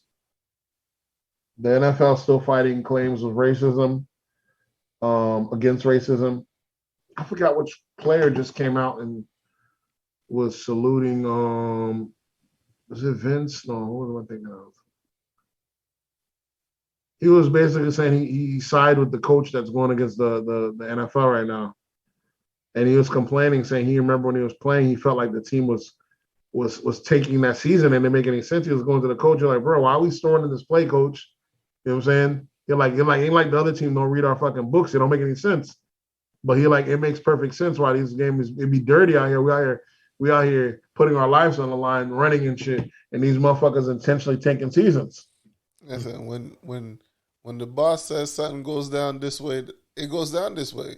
They do, but they don't tell the players that. It's not everyone that's involved. You already know the quarterback's gonna do what he got to do. They're gonna tell the quarterback. The quarterback's part of the management. Yeah, pretty much. Employee. Yeah, but nobody. Listen, I ain't gotta break my neck. The CEO never comes to the employee and asks the employee what you want to do. Yeah, that's true. That's true. Yeah, I've been thinking about it. What you ought to do? Yeah, the manager knows. Yeah, so you just say to move this way, you move that way. But the guy's thinking my life's on the line. I ain't gotta try to break my neck. If we gonna lose anyways, I ain't gotta break my neck, bro. You know what I'm saying? I gotta took a dive. That's the thing. These niggas need to have that same approach as Kyrie Irving. What Kyrie Irving told the media, this basketball shit is a 9 to 5 to me. That's it. 9 to 5. He's right. And I seen a lot of like the commentators and announcers was like dogging him for it. I'm like, bro, everybody else in the organization treats it like a 9 to 5. Why shouldn't the players treat it like a 9 to 5? Yep. This shit can't be your whole life. This shit is only gonna be what, 18, maybe if you're lucky, 18 years of your life. Yep. Yeah, I guess they try to show the people that it is their whole life. I feel like a Kobe and shit like that, who didn't go out basketball his whole life, but it's a game at the end of the day. I mean, even if it is your job, you know what I'm saying, there's so much more to life than just this one thing. You know what I'm saying? That's ultimately just entertainment. I can see why you can say, nah, I'm just doing this and dipping out. 9 to 5. I like that approach. More basketball players should take that approach. It's a 9 to 5, bro. You think that's how your boy's treating it? He wants out of New York. What's his name? You talking about James Harden? James Harden, yeah. Because I wouldn't see how you have a lineup like that and then he wants to be traded. You know that nigga James Harden never happy no matter where he goes. So you think that's the case? Yeah. No matter where he goes, he's gonna be unhappy. So they need to sit James Harden in the couch then or something. I don't know what's going on. He's getting a shitload of money. He's a super bachelor out here. And every city you go to, he said he's complaining about it. They be saying, you got a lineup like that. I don't see why would you want to break it apart. Who knows? There's talks of trading him for your boy who isn't playing this season. Ben Simmons? Ben Simmons, yeah. Yeah, the deadline's coming up, so we should know. Ben Simmons lost nearly $20 million so far? I have no idea, bro. Some insane amount of money because they disrespected him last season. That's a guy treating like a 9 to 5, like you said. Y'all disrespect me. I ain't playing. How about that? And I could take the loss. Exactly. I ain't coming to work today. They tried me yesterday. Yeah. I tried me yesterday. I coming to work. They apologize. I still ain't coming back, and it's fucking insane, bro. You know what I'm saying? And I'm sure Rich Paul doing whatever he can to make it work. But yeah, he wants that team to trade him. That's a trade-off from the players, and that's what we're gonna have to do. And I know people want the players to have more power and more what's name, but some of the stuff, you know, so us fans are gonna pay the cost for it at some point. That's the thing. You can't expect these players to be blindly loyal to these organizations. Yeah. When the organizations don't. You're just an employee to them. Exactly. True. So they better treat that bitch like a 9 to 5. Yeah.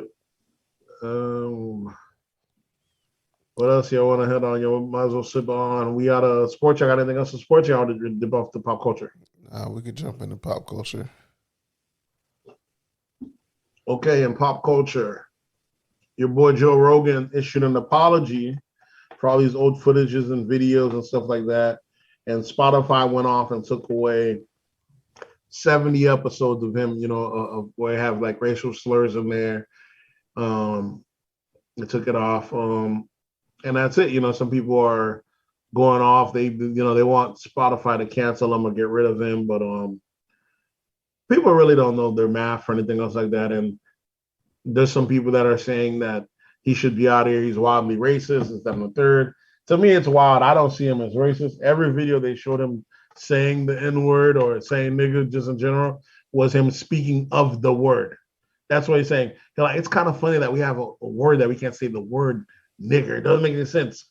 He's not throwing it at somebody. He was speaking of the word nigger. Yeah, that's completely the thing. It's ridiculous. It's like so should like an author or like a textbook manufacturer, being that you're white, can't put the word nigga in the book? That's what I'm saying. He speaks about your boy Quentin It's all Tarantino. about context, bro. Yeah, he speaks about Quentin Tarantino, puts the word nigga on almost all his movies. You know what I'm saying? He makes some of the rawest movies at that. You know what I'm saying? It's fucking hilarious movies, but he was speaking on that. There's context matters. So to act like of all those 12 years of footage, you don't got none of him throwing the word nigga at a black person. He's not throwing, he's speaking about at a story of what someone said something, or he's speaking on the word. I'm telling you, the N word is gonna be gay, right? Yeah. So gay people are gonna be offended when somebody that's not gay say the word gay. Imagine shit like that. So that's what this Joe Rogan shit is. I compare it to. Because what happened is with Joe Rogan became too powerful. Joe Rogan, when the media decided to go vote for, remember last time when they blackballed Bernie and they went with Hillary? Yeah. Joe Rogan was talking shit ever since then. And when this go around when they're running, remember when Bernie was running again? Remember how the media kind of iced them out? They started icing out Bernie again. Yeah. Joe Rogan was the only one to have him come sit down. And then he ended up having the Chinese dude to come there as well. So when major media outlets are kind of ignoring these guys because the bosses say, nah, this is the guy we lining up to who we want to win. Because remember, no one had a weaker campaign than Joe Biden. Joe Biden literally just came in that bitch and coasted. He didn't have to go through weeks of saying fuck ups. You remember that? Motherfuckers, Joe Biden almost waited last minute till he said he was going to run. Everyone ran and either came in, came out, or they had one hot week. You know what I'm saying? Motherfuckers Bernie ain't had to do nothing. Motherfuckers been riding with him, and all you could do is amp up other people in between them. And until they fall down. They have other people, and then they're trying to ignore Bernie and try to go to the next greatest thing. And last person they hit us with was Biden. And they're like, come on. And no one really wanted Biden. You know what I'm saying? So Ben was on Rogan's tell that he started hosting, becoming a rival to the major media outlets. He's got 40 million subscribers, crazy YouTube numbers. And then, so when he didn't go along with that, then he didn't go along with the transgender idea, that whole trans woman is a woman. He's like, nah, because especially in sports. So he doesn't comply with that. So Ben was kind of on him for that. The straw that broke the camel's back is this COVID thing. Joe Rogan is not for the COVID vaccine mandates. He's not against it, but he does want to show all the other aspects. And he has no problem sitting down some of the doctors that have dispute or have the other side, because they silence they tell you there's an overwhelming majority of doctors that are pro-vax, and anyone else that are, they tell you all the other ones that's been disproven, but anyone else that speaks against it, they either get their channel pulled or yanked off. So of course there's going to be an overwhelming majority when you don't show the other side, when the other side doesn't get a voice, when they would, you know what I'm saying? So he has no problem sitting these people down and even coming out there, even if it's reputable, bringing them all that. So that was the straw that broke the camel's back. When Joe Rogan did this shit, you seen everyone predicting, how about in a week, I guarantee they're going to go after Joe Rogan. And if they don't get with Joe Rogan, we're going to see We're gonna see hit pieces about the Spotify owner, how he has secrets, how he might like little kids. Or you're like, trust me, they're gonna start pressing till they get him up out of here. And within 2 weeks after the person, I remember seeing in the Pat Bet Davis podcast after he said that shit exactly happened. There was hit reels of Joe Rogan somehow being racist. They weren't able to get Joe Rogan out of here because of COVID. What they hit him with? He's still not out of here. They hit him with racism. Yeah. How the fuck Joe Rogan just becomes racist in a week? The guy who has a black guy on their show at least maybe 1 or 2 times a week, every week for the last 12 years is insane. Kanye West, yeah. Bro, not even the celebrities, you know. He has random black guys that we don't even fucking know all over it because he's almost like he's free. You know what I'm saying? He works for the UCF. He does comedy. He has the biggest podcast. He don't have no keepers. Mm-hmm. So he just gets to get motherfuckers that he likes on his show just because he likes them. And he has people from all right or left, all different walks of life. You know what I'm saying? And it's he's gotten too powerful, but the establishment is trying to tear him down because this motherfucker is so big. You know what I'm saying? And they figured, pause. Yeah, exactly. But they figured who we gonna stick on him? We're gonna stick the black folks on him. The black folks, they're gonna make the black women mad at him, and they're gonna try to what's him. So they try to hit him with the homophobic bag when he wouldn't fold for the trans thing. They try to hit him with the when he wouldn't. So each time, but now they figured this is gonna take him off. The Spotify NDIRE hopped on talking about they give Joe Rogan $100 million. Meanwhile, they're giving us artists as pennies on a dollar. And this is what the content he says. That's all I need. I want my music off. Mind you, if you go check right now, NDIRE's music is still on Spotify. She ain't got no control over her catalog. You know what I'm saying? Do not pay these motherfuckers any mind. She is asking, can you please take it off Spotify? But it's funny, like what motherfuckers go directly at Spotify? Like what artist goes directly at Spotify? Yeah, as if like like Spotify go to not the people that own your fucking masters. Go to your masters. But they're not signed to Spotify. They're signed to the label, and exactly pays the label. Exactly. Why are they going at Spotify? They're asking Spotify to take their music. They can't tell their label to take their music off. You understand? I was doing the math on NDIRE's stuff on Spotify, her spend. She's getting about $36,000 a year in spends. Are you going to replace that $36,000 a year income for me at the labels? Telling me to remove it from Spotify. Who's going to replace her? Are you going to give it to me? Why would I take this off? It doesn't make any sense. There's 100 other people saying niggas right on Spotify, and you ain't got no problem with it. You know what I'm saying? It don't make any sense. It's kind of wild.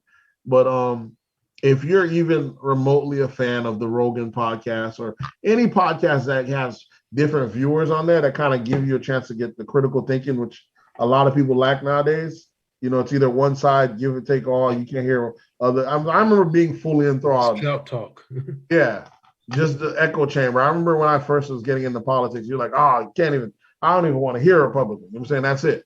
They're the end all be all, but that's what the media tries to apply you to make you think it's one side versus the other. But when you get on any of these guys that have different people from different walks, where you can at least listen to the person, even if you disagree with them, you can see the difference. So for them to try to do this on Rogan, I'm like, yeah, this is big. This is a huge reach I got over here, bro. This guy have all sorts of people on his podcast. You know what I'm saying? He's a white guy, so I can't ever put it past him that the racist, but this ain't gonna be enough. Not for him, at least. You can be prejudiced. You can have his preferences. Exactly. I said this ain't gonna be enough for you to tell me he's racist. Especially if you just try to use it out of context. You try to go get shit from like 10 years ago and shit. Exactly. You're getting shit old, and even and then what happened, which I tell you, which I hate in media, is motherfuckers just fall back and let you just roast. Oh, that nigga cooking, man. I can't fuck with. That's the main thing I hate about Hollywood. Like, y'all niggas see motherfucker roasting. Ain't nobody come out and co-sign them. Nobody. But shout out to your boy. What's his name, man? Texas, the king of Texas, man. The king, Trey the Truth. Not Trey the Truth. Trey the Truth signed to, man. Jay Prince. Jay Prince said, I know this guy. Ain't no racist bone in his body. I don't know what people talking about. Don't let the media, what's saying. And you know what I'm saying, of course, you already got some of these fundamental blacks that are online the ambulance talking about, oh, here comes Jay Prince trying to save his master. I'm like, how is it trying to save? To me, how is you not speak on somebody that's being insulted and their characters being dragged. And I'm like, you're supposed to just let your dog roast? It don't make any sense. It's I just feel they don't see like people's relationship. They don't see it like, because they don't see the and everything. They just see white and black. Yeah, I'm like, how? That don't make any sense. You know what I'm saying? And then people don't realize that white and black is a construct, right? That was made, but there are certain people that are at levels where they've surpassed that. They don't see things as white and black anymore. Yeah. It's about usefulness. It's about what can you do? How I'm saying, do I rock with your group, or is it just vibes? They don't realize that there are some people because you got people who got genuine relationship. What if you know, like their family and stuff like that? You know, exactly.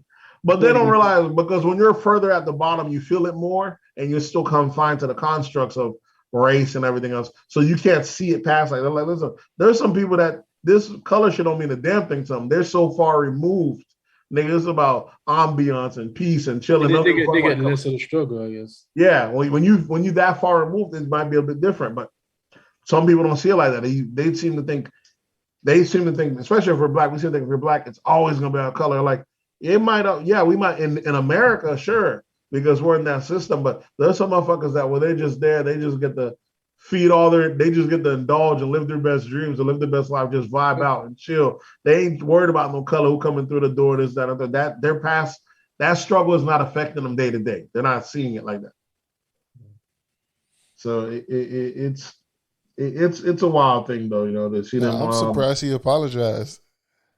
He apologized because he said he don't stand by those words. He said he no longer uses those words or anything like that. He just thought it was a unique word because no other word can no one else also utter, but the group that also utters it gets to use it as a term. They also use it as a term of endearment, as a term for upliftment, or as an insult. He said it's the only word that has so much flexibility. It's kind of crazy. It's a word that you can't even use that also has a history. You know what I'm saying? I can call someone a wetback. He said all these other words. I call someone a kike. He said all these other words that which is crazy. But this one word, you say it, it's like the boogeyman comes out. And it is that powerful word. It is very unique in that aspect. And he's right. For us to acknowledge that is not a very unique word is kind of wild. Oh, of course. But do you mean I was like, so you mean he's racist just because he said that he spoke on the word? Because he said the word? I like that to me is crazy. Yeah, you can see how the system even as they protect certain group, it shows that it can also punish the same group that it protects. Whether it's white men or black men, you already know. I mean, even black women, whoever. Well, what do you mean as far as they're trying to protect? The thing is, Joe Rogan is he has a certain following. Like they try to call. He's like the man's man. This guy gets to watch MMA. But he's still like a white man too. Like he's a white man. So it's not like that's why I say you can't paint Joe Rogan in one brush because some of his views are there to protect the establishment, and some of them are a little bit there to shake it up. Like he wants an outsider. He liked it like Trump. Or Bernie. He wants an outsider to be in control of politics. The corporation, the system don't want that, so they can see him as a threat. But then he's also pro-police. Us that's under the Buddha police, we're like, man, what the fuck you talking about? We ain't on that pro-police shit. But he don't care if gay folks get married. With me, I'm not anti-police, but like, it's not really being anti-police. It's really like the system not holding wrong accountable. Like in any profession, if you do wrong, you're a criminal. Yeah, it's really like when you're in the police force where you could do wrong, where like people still look at you as if like you should get a pass. I mean, not only that, it's not even that I'm not pro police. It's what it is every other group got to police themselves. Black community is the only group that didn't get to police themselves. And because I believe in wholeheartedly, majority of the people are good. So if you get people from that majority, from that group of people to police themselves, arm themselves, and have their own police department, they would have locked up the criminals. But because it's always an outside force that's coming in, that's trying to do the policing, they can't tell the difference from the natives and the you know what I'm saying? They can't tell the difference with the locals and the tourists or shit like that. So they're just treating everybody bad. So there's always a resentment there. This makes the whole black group which make black folks almost kind of have like a relationship with the criminal factor. Like we have the non-snitching thing, or we kind of root for the bad guy. Everyone else was able to get over that because they were able to participate with the good guys. They got to be the good guys. Yeah, but we know like about the non-snitching is because like it doesn't help you. You don't remain anonymous, and like there's nothing they can do to protect you. Yeah, but even if they could protect, what I mean is, okay, like Italians, they had Italian cops, this, that, and the third. They got, every group got to police themselves. They got to bring in their own police force to police themselves. They should have all black sheriff departments, all black, let's say, you know what I'm saying? And then you have two separate classes of blacks. You have the law-abiding ones, and you have the criminals. The criminals are always the underbelly. They're always smaller, and that's why they you know what I'm saying, they reap the benefit. Just like in the hood, majority of people aren't committing crimes. No. There's only a handful. Yeah. You know what I'm saying? So, but if there was the legal abiding ones, I was able to just go to work and be police officer, they would crack down hard on the criminals. But each time you're doing a group and not letting them participate in their own course correction and things like that, only letting outside forces, this shit's always going to be detrimental. Yeah. But either way, he's not going to see it like that. You know, he's going to see it as, you know, I'm not pro-police, I'm not anti-police, but who's mainstream, who's big, especially a white guy, who's got the balls enough to say that they're anti-police? You know what I'm saying? Because as a black person in America, the police, from its inception, has been bad. They have a different experience. They don't have the same experience as. Correct. That's what I'm saying. So that's what I'm saying. You can't paint Joe Rogan with one brush, because there's some shit that is right-leaning. There's some shit that's left-leaning. For you to just say he's racist to me, it's kind of fucking wild. Like, but even most black people, I don't think they want to live in a world where like they don't have police neither. But we're mad at, you know, because like they're not being held accountable. They get to just, you know, like do whatever the hell they want to do. They could commit crime and not being held accountable. Correct. Yep. They can do dirt. And that's what they're doing. And the fact that they can't be scrutinized, they can't be asked, we can't get their police numbers. Like, we're acting like U.S. is one of the most advanced countries in the world, but when it comes to policing, we act like, oh, there's nothing we can do. We give these motherfuckers cameras, they turn it off whenever they want to. Why does it even have a fucking off button? We give them dash cams, they open the hood of their cars before arrest. They put a jacket over the camera. Like, how is this not grounds for immediate termination? We acting like this is a problem that we can't fix. But it's a problem. It's only a problem we can't fix because we don't want to fix it. They don't want to fix it. It's a thing they got to fix. We're like the whole quota thing, that got to go away. Exactly. But it's a problem. Got to go away. But it's a problem that we act like we can't fix because we don't want to fix it. You know what I'm saying? This is an easy problem. Motherfuckers start getting fired because on every job you have rules. You don't follow me out the door. Simple. Yeah. These motherfuckers got a rule. Hey, your camera got to be on, and you turn it off whenever you want.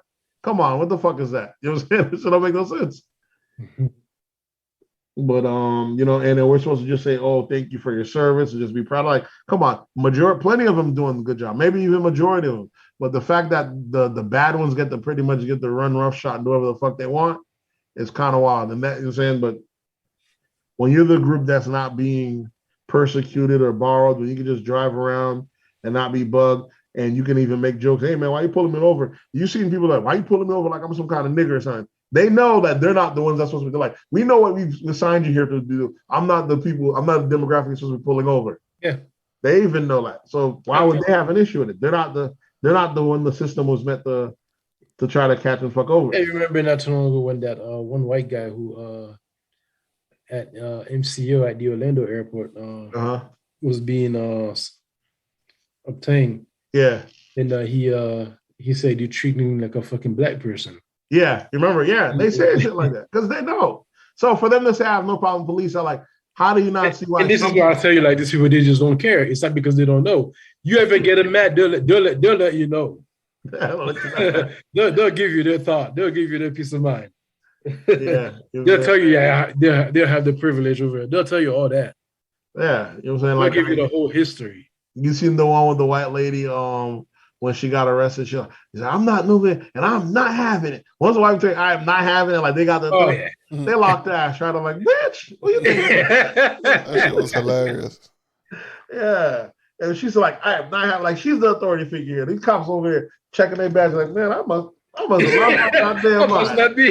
Yeah. I might not be, maybe I'm not the authority. And she's spoken like she was ready to send them to their room. Yeah, I mean, the way they look at cops, they look at them as basically that's what they are, like a servant. They look at them as like you serve us. Yeah, you're here to do what we put you here to do. yeah. Yeah. That's how they look at them. That's why even like like a lot of times they'll get into fights. They'll talk to them any kind of way. Mm-hmm. Yeah. And the cop will give them a lot more leniency. This, that, and that. I'm cool. Listen, I'm cool if the cops were bad with everybody. Then it's understandable. But to be bad with only a specific group that's what's fucked up. They don't look at them no different than a cashier at that shit's wild. Burger King or McDonald's. That's how they look at them. I've done security, man, and I've done security at jobs where the security force was acting like they're police officers, telling the residents you can't do this, can't do that. And I was never hip to it, though. Maybe because I'm not used to being the authority figure of the humans, of the grown human beings. But I'm like, bro, these people are residents here, bro. What the fuck? Those are the worst guys, They are the fucking worst. And the residents be complying. I'm like, these motherfuckers ain't even real cops. I know. You know how quick I tell security to go eat a dick? You supposed to. That's very least security. Maybe not cops. Because this motherfucker can't arrest me. He can't do it. But the motherfuckers be compliant. Oh, yes, sir. No, so I'm like, bro, I pay the property tax out here. How you going to just be talking to me and kind of, oh, don't you do that? Oh, your car been on there. Not like, bro, y'all doing it. I know the HOA tells you to do something, but you got to realize these are the owners over here. They doing a little too much. You should see that. I remember, man, we sending motherfuckers away because it's a Sunday. Oh, you supposed to get your home furniture today? It's a Sunday. Sorry, we don't allow work trucks in these buildings on Sunday. You got to move your shit on a whole nother day. Shit is fucking nuts, bro. so the people away because of that. But, yeah, especially in Palm Beach. You heard that. They be hungry for power. Like They do. It's because like a lot of security a lot of these security guys they have dreams of becoming police officers. Some of them are former military. Remember the company you used to work for that the dude said this is the pre-academy? Yeah, shit like that. Somebody's gonna do this for academy. Fucking nuts. That was the one dude I remember dude talking about, hey, I'm gonna go check out this house. If I don't come back in 15 minutes, call the cops for me. I like, stop right there, buddy. Just don't go. So we don't have to go. Because I ain't calling nobody. I ain't calling nobody. You back up. Yeah, what am I calling people for? Why am I going to a position that I may not come back for? What they pay me? What the fuck are you talking? Yeah, they be doing the most. Yeah, like, bro, what are you talking about? Like, this is a residential community. Talking about, I'm going to go over there. Shit's going on. If I don't come back 15 minutes, send them. Like, get the fuck out of here. It would be nuts, though. What else do we have outside of Joe Rogan's apology? Did y'all take? But you said so. You, as far as the Joe Rogan thing, you said you believe context matters, right? So it's not all out. Definitely context. Like, I'm not gonna be mad at someone for using the word nigga if they're using it in a proper context to explain what the word is. Yep. And not only that, I believe everybody has their own prejudices. And also, I even believe that some people might even have, even like with Kramer's thing. Remember when Kramer went off on the crowd that kept mocking him? Yeah. I like, what are you supposed to do if I'm insulting? I got to use the worst words. I'm supposed to make you feel bad. Nah, that nigga Kramer was bugging. He was bugging, but these niggas came to the show. They kept hackling. And he had to hit these niggas where it hurts. That's what you do when you insult somebody. That don't mean Kramer goes out and said, don't sell this house to a black person. No, people use inflammatory, hurtful stuff when they're mad. And you know, the funny thing is, like, even during that time, I remember that. And, usually when something like that happened, they usually bring out or go talk to like Jesse Jackson. Yeah. Or Al Sharpton, as if like they're like the father of black people. Like, yeah, you know. As if, you know, yeah, just you know, they're the ambassador. Have you guys ever even been called a nigger by a white person? Of course, back in the day, you had to whoop some ass growing up. It could happen once or twice before. That shit has never happened to me. That's happened before. Yeah, that's happened to me too. Yeah. It's definitely happened. You might have to whoop some ass or curse them out. But as you get older, if they're throwing at you like, bitch, you're like, so what the fuck you gonna do? You can't let it have any power over you. Some motherfuckers will turn this bitch off, white person calling that. They're like, you gotta know your scenario. Some of these white folks are they goating you. They just saying it because they know they want you to react. And these motherfuckers is not putting up a fight. They got that wiki on them. Or they have Exactly. something, they have the thing on them. Yeah, They got that blinking on them. They want you to overreact. Yeah. They're like, I was waking up hoping to kill a nigga today. Well, you know how that goes, but yeah, you gotta act accordingly. Though. Don't let that word have too much power over you. You know what I'm saying? I usually know what it is. When they like around their other buddies, they feel comfortable, or they have like their weapon on them. They feel comfortable, a little too comfortable. No, white folks feel comfortable all the time with their weapon on. That's just the default, at least in the South. You know what I'm saying? If you don't always have your gun on you, that's what I'm saying. You don't always have your gun on you. When you have it on you, it's not I can't say you feel uncomfortable, but you don't feel fully comfortable because you always notice it's there. With them, it's on them so much, they don't even notice it's there. It's like a part of them. You know what I'm saying? They might feel uncomfortable when it's not there. That's the benefit, is we'll say. It's certain people, like, you got the guys that, there's certain type of people. You got the guys that, actually have it in their car. They probably have it in their trunk, next to them.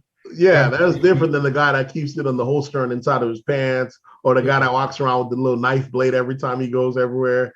You know what I'm saying? You know what I'm saying? But I've been taking a page out of their book, though. If I ain't got the thing on me, I got that knife on me, though. I got, like they say in California, you got to stay dangerous. You got to stay dangerous. That's a white man just assumes even his life can be perfect, but in his head, it's the wild, wild west. So like, you never know, these niggas might jump off that guy. I just gotta go off. So, shit goes. What else we have? In pop culture. We did the blacks. What's the name? Bob Saget's cause of death was revealed. They said he hit his head. It looked like it was head trauma or something like that, and he probably went back to sleep thinking it was nothing biggie.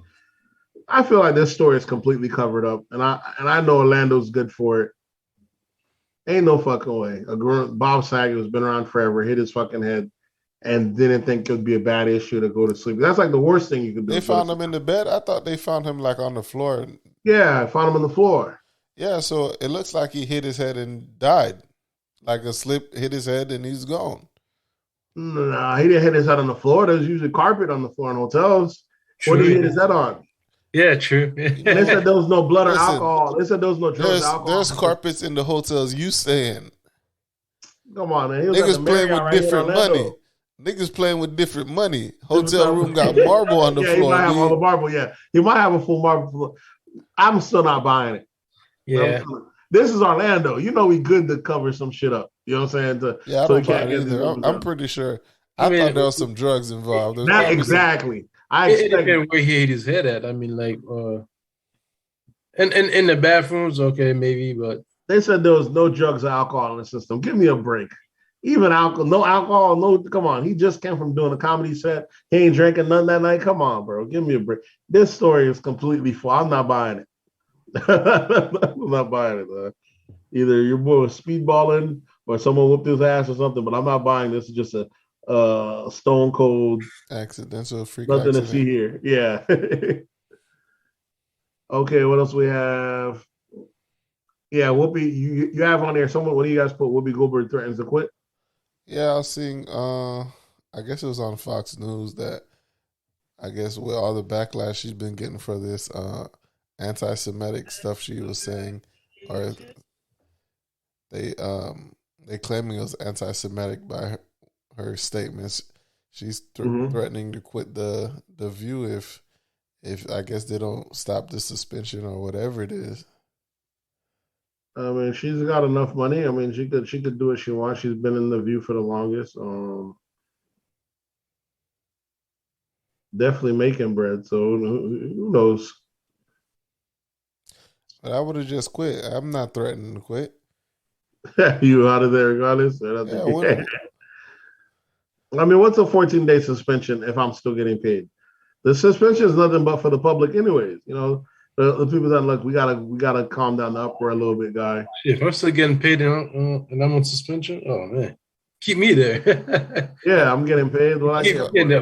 That's called fucking vacation. I don't know what motherfuckers are tripping about. It's a paid vacation. Exactly. I'm getting paid. It's gonna come over. I went on the View and gave my view, and I was suspended. That's some bullshit. So, but people are mad because other people did give their views in the past, like Sharon Osbourne and the lady from Star Wars. But that's one group. That's why people said this is gonna be the final blow. They're gonna try to find some shit to show Joe Rogan is anti-Semitic, and that'll be the knife that broke the camel's back. It has to be anti-Semitic. Yeah, that's the only thing that took you out. That's the only thing that could take you out the game at this point. But he survived all of them so far. So let's see if the anti-Semitic thing gets you out of there. But it is what it is. Whoopi had to learn the hard way. Sometimes Whoopi and them wanted other people's silence or taken off. They were happy when Trump got taken off of Twitter and shit like that. That shit, I'm saying the pendulum swings both ways. You're cheering for censorship sometimes, and you're happy, and one day they'll come for you too. Karma's a bitch. Mm-hmm. Yep. What else do we have? Dave Chappelle, they're saying that he's responsible for killing a affordable housing bill. I guess 3 affordable housing communities are supposed to be built in his community. And he said, he came up there and said, no, we don't want this in our neighborhood. If y'all do have 4 businesses I'm supposed to be investing to come up here, I'm going to pull all that shit out of here. I'm not building it, but I'm seeing on Now This on the thing they're trying to say Dave Chappelle helped kill affordable housing in his area. But people don't realize, you know what I'm saying? Sometimes motherfuckers is rich. I pay good money to be rich. I pay in a good neighborhood. I might give back to our community, but I ain't about to have these motherfuckers to my shit. I would kill that bill if it comes to me. Yeah, and I ain't about to have y'all next to my shit, and I ain't about to have you bring my property value down. Yeah. I have an investment here already. If I was renting here, then by all means, but he might be like, I'm sure depending on one way he might cover his next thing, but you know what I'm saying? I'm supposed to take the loss. You know what I'm saying? Why they want to build this over here? That's probably what he's wondering. Yeah, there's plenty of land in America. I could build that shit somewhere else. Y'all had less shit else in the middle of nowhere. Don't come build this shit in my backyard. That's true, yeah. Listen, man. The housing thing is another son of a bitch. I know that's its own issue. I don't really know if we have a way of even solving that in America.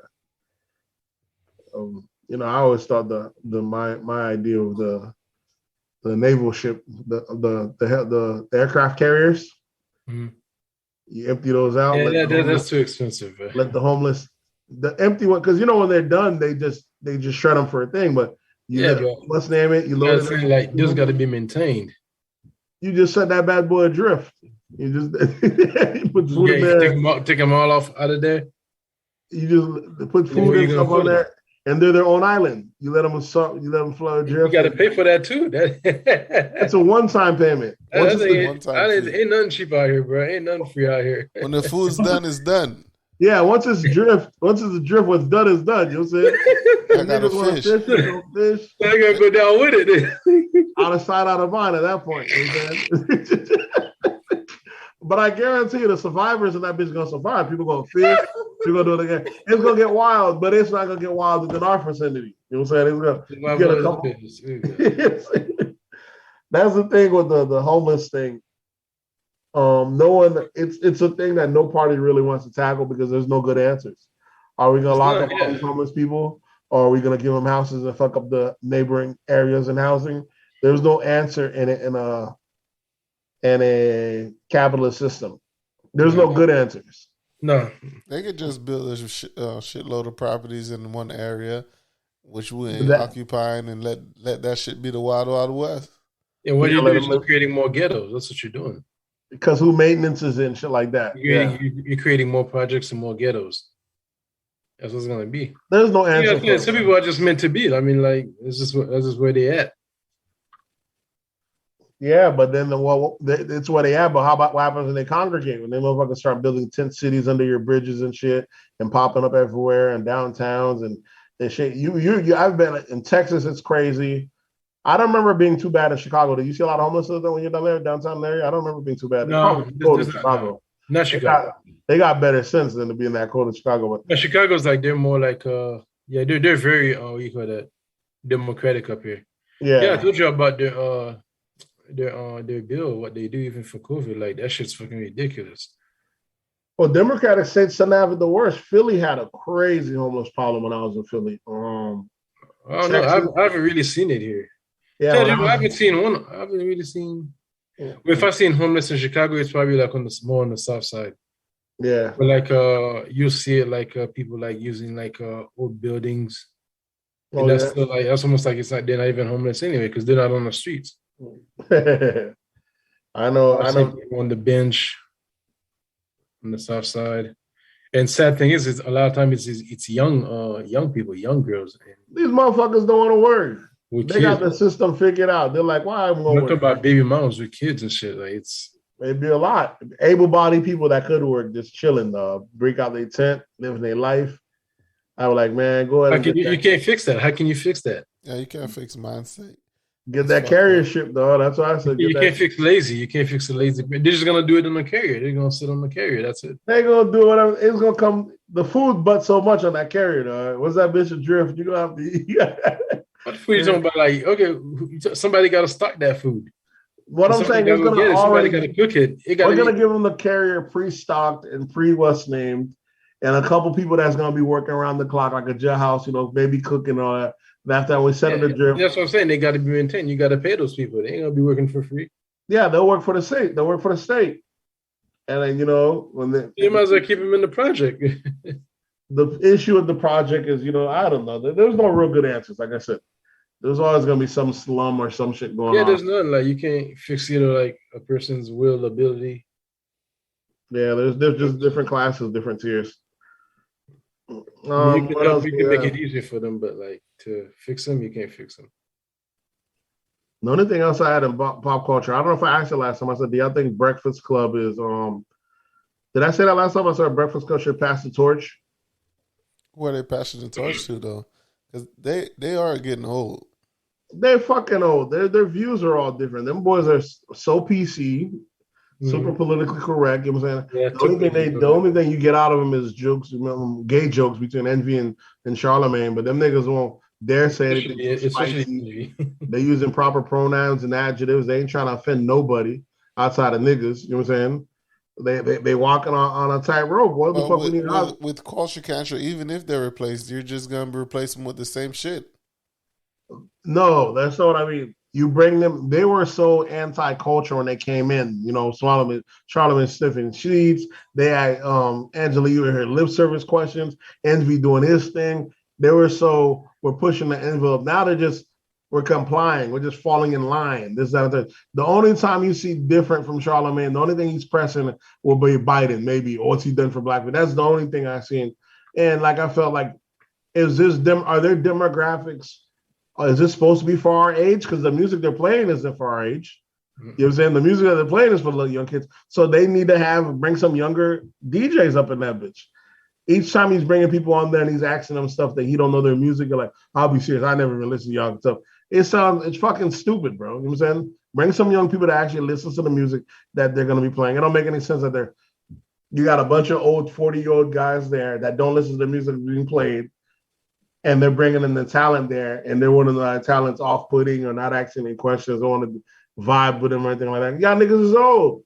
Y'all really fucking with us. And anything Jay-Z do, y'all hanging on his nuts.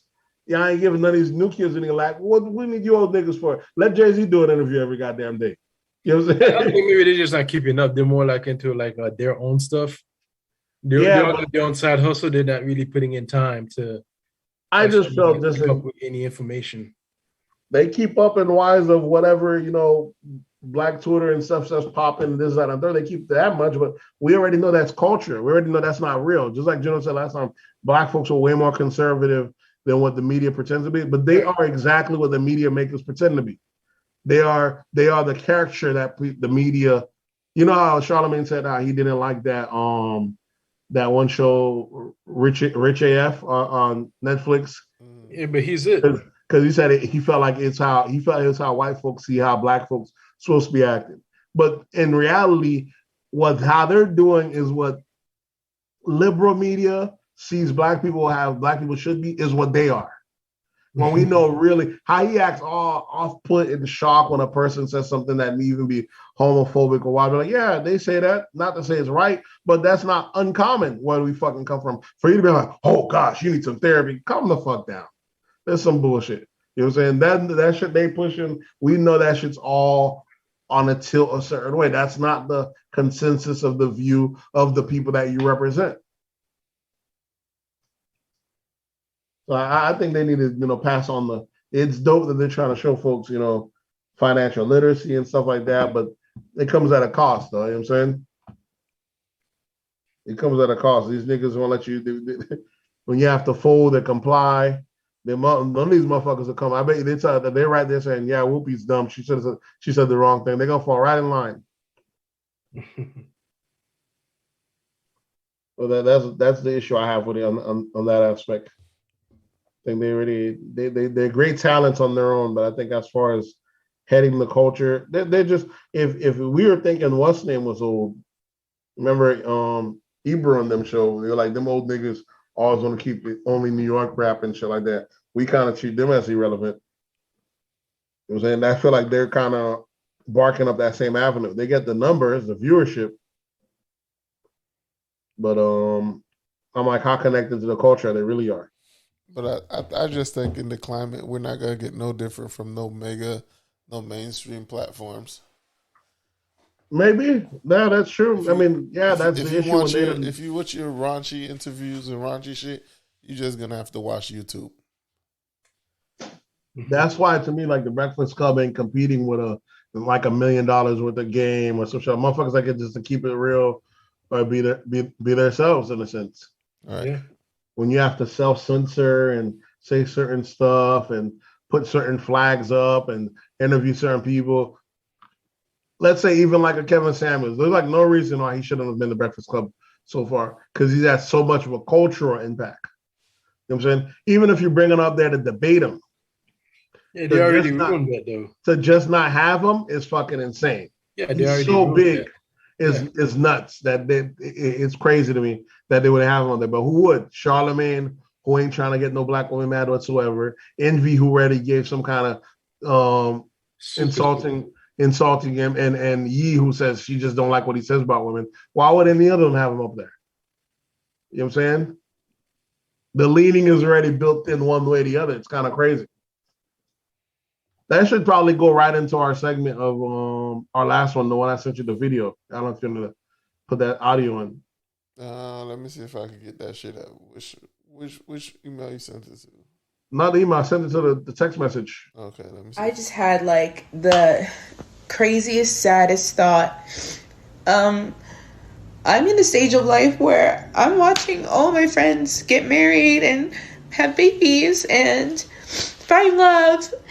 And I had another talking phase yet again fall through. And my friend was like, you'll meet the one day, don't give up. But now I'm at a point where I hope I don't, because what happens if I meet him and he wants kids and I'm too old to not be able to give him any? So it's easier for me to say I don't want kids. Having like a weird existential crisis. I don't know why I'm posting this on TikTok, but I think I need to know I'm not alone.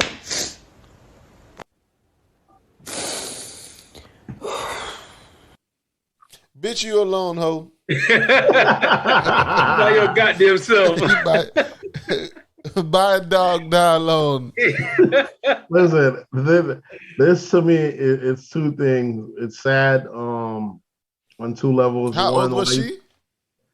She's only like 31, bro. Bitches be tripping, bro. She is fucking tripping. It ain't as bad as she make it seem.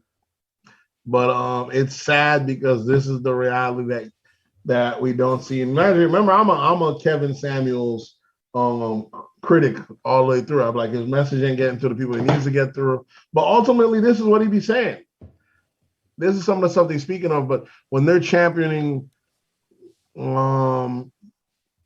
yes, do this, you're rocking, you're independent, black girl. This is all things can be true, but they need to be saying the other aspect of it. Make sure you have this checked off or that checked off. Don't just, you know what I'm saying? They're not showing these, you know what I'm saying? And social media does make things look so skewed. They're only showing two people, the people that's happily in a relationship and the person that's a full-grown boss. You know what I'm saying? So there's two aspects of the social media making you feel kind of way. Ain't no boss really out there. So. Yeah, there's really very few bosses. Ain't really no boss out there. It ain't few. It ain't none. Yeah. Ain't none. Exactly. It's like we went down from what we already had. We already had so little already. Exactly. So she'll be all right. No, I'm just feeling there's there's a lot of girls that's having that issue, bro. It is. We already know the pond starts to dry up around like 30 as far as the folks that are getting married that's gonna pop the question. But that's the thing, like these chicks, they be expecting a shitload from men and they don't they expect to put no work into a relationship. Like this is what social media has taught them, that they expect them to have his shit together like she got her shit together. And then I don't get it, right? They say a lot of these older women that say, I want to find somebody I could build with, right? But she's already built. She's already built, and you want a man that's already built. So someone's moving in. We ain't building shit together. Yeah. We're not moving in together. Either you moving into my shit or I'm moving into your shit. Ain't no building. We're too old to be building. We should have already built. If you don't, that's like I was telling dudes. It was on some Instagram post, and they were talking about I guess age dating, like age gap dating. And they were in their like 30s, and I was like, you're 30 years old. You're not gonna find someone your age to date and have a successful relationship. I was like, you have to date younger. You can with proper expectations. As a dude, you're gonna have to date younger. Yeah. I was like, bro, if you don't, unless they're gonna get like kids with mothers already, or I just told them, bro, you're a dude. Either you're gonna date younger because you waited so long to find someone, or you're gonna accept that, or you're just gonna have a whole bunch of fucking problems dealing with women that's your age because their expectations of you is gonna be so high and you can't meet that. I was like, if you didn't find your spouse in your high school, college ages, you have to date younger as a dude. Yeah, that could be true in some cases. Because there's still these. Listen, you're not gonna find a 31-year-old dude and a 31-year-old woman that are at the same. They could be at the same level, making the same amount of money, but she's gonna expect way more than you can give her. Yep. That's just what the world has become. Like, chicks expect you to have everything together, and if you slip up one time, you ain't shit. No, there's layers to it. Not only do they expect everything together, but there's also the fact that you only have one half of the sex that's actually being corralled and hurdled and helped to get to that point. Like I said, if you're a woman, you can get like a small business loan, this, that, and the third. There's different programs. There's meeting of the minds for women that trying to, uplift. And what I'm saying, with these guys, it's simply, hey, you got to get it, my boy. If you ain't got it, then you a sucker. You're a broke boy, and broke boys don't deserve it. But there's either a fail or pass, no in between type of thing. You know what I'm saying? Exactly. There's no crutches. No. Yeah, and with these women, the way they look at it like that. Either you're rich or you're nobody. You either got to be at my level or higher, or you're nobody. And when you're already, you can't pay everything. What do I need you for? I'm like, y'all bitches really out here wilding. I mean, it's just not a realistic way of thinking in a sense like that. Like, I'm saying, you're lowering your odds. The numbers don't work into your favor, and life comes at you fast. It's gonna keep adding up. This, that, and there. So I like the fact that she said, I gotta say I don't want kids. A lot of these women are stuck in the delusions. They realize some shit they can't get it anymore, so they're gonna say they don't want it. They're gonna say I don't want it. They're gonna smack them.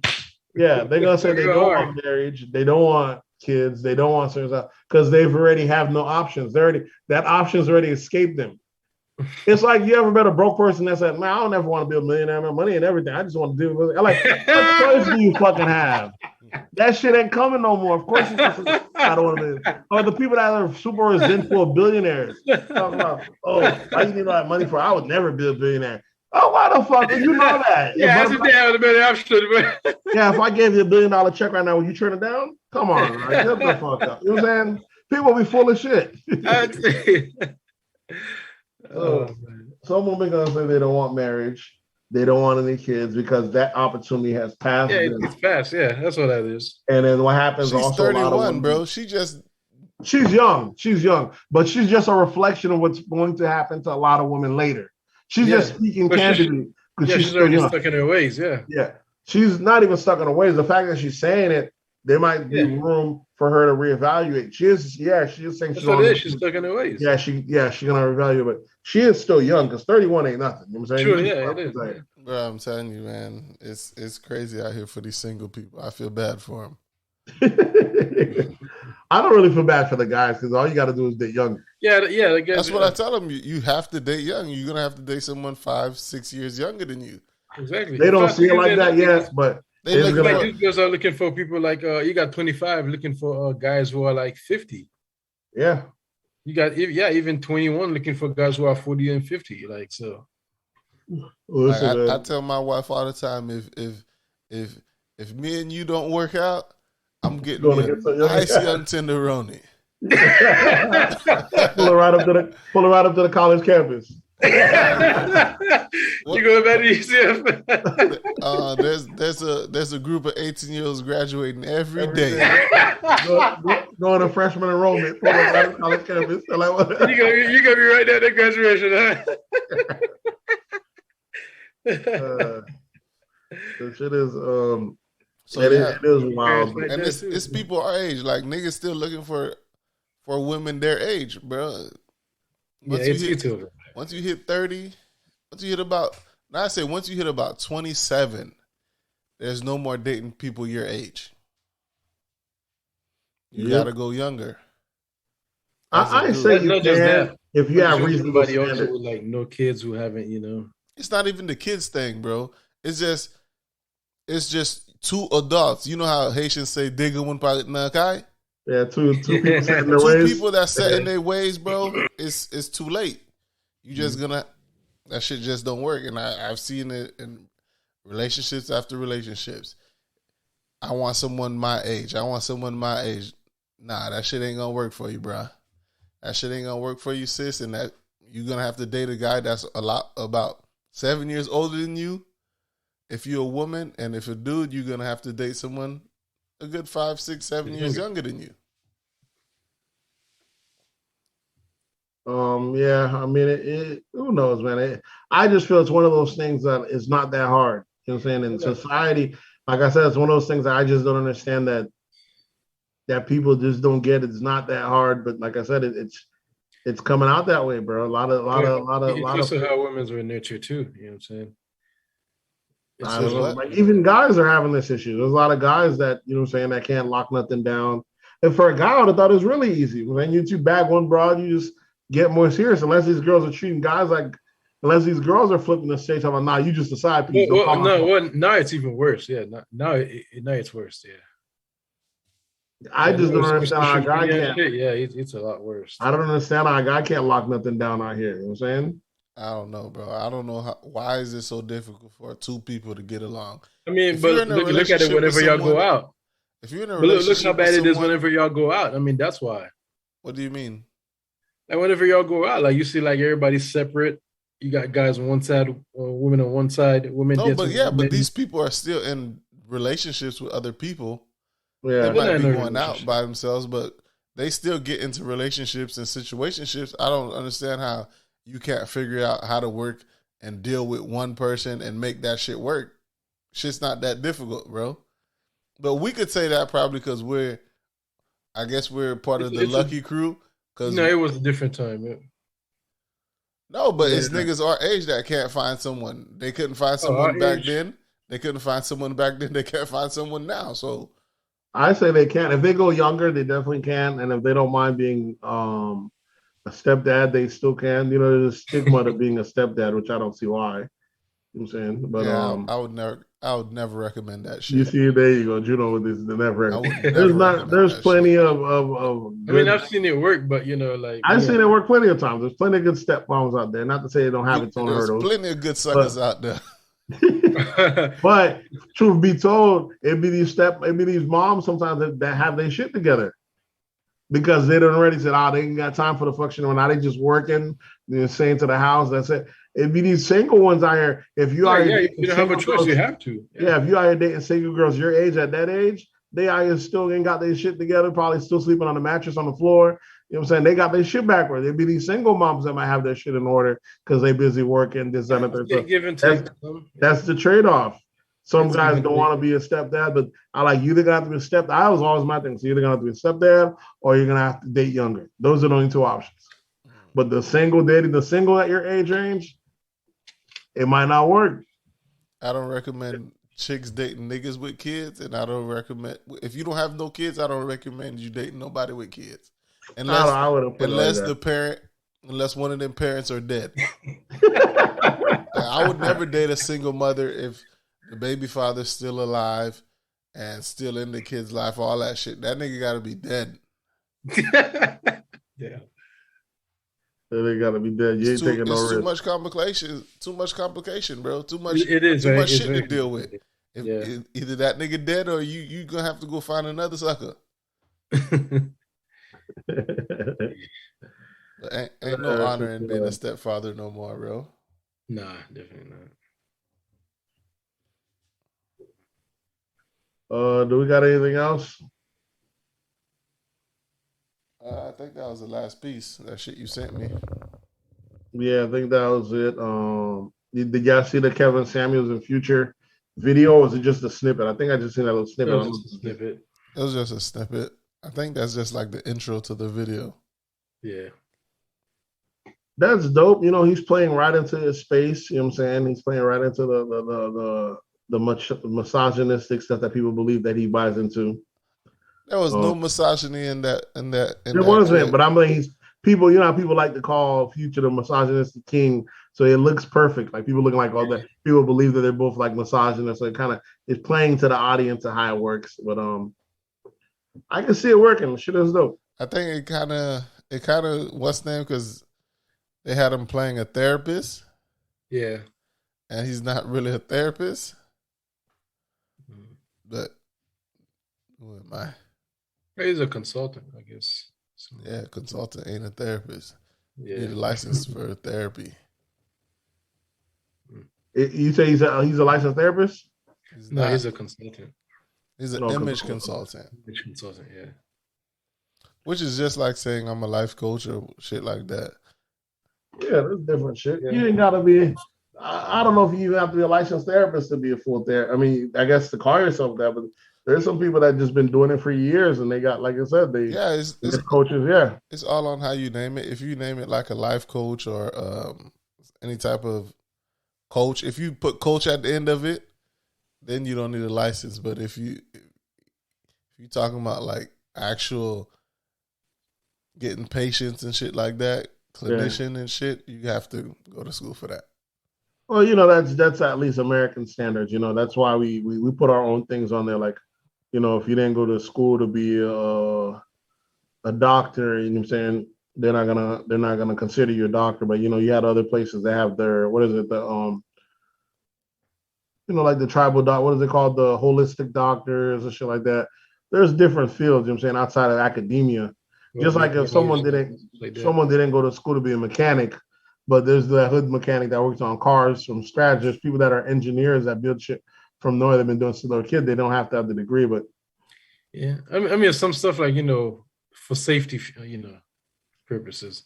Like back then, you know what I'm saying, like you probably could practice without a license because it was just the beginning. It was just, you know, it was just trial and error. Yeah. But you know, now, you know, we're past that phase. Now we have lawyers and courts and shit. Or you go sue a nigga if they fuck your shit up. So, yeah, medically. But you know, all in all, I think as long as I guess you could call yourself whatever you're doing, whatever you are, as long as you do it successfully, I guess. But even what he's doing, I've seen like some people like does it, but it's like really exclusive. Like even you have like some of the like people who plan events for like the rich folks, and they get like stupid bread for it.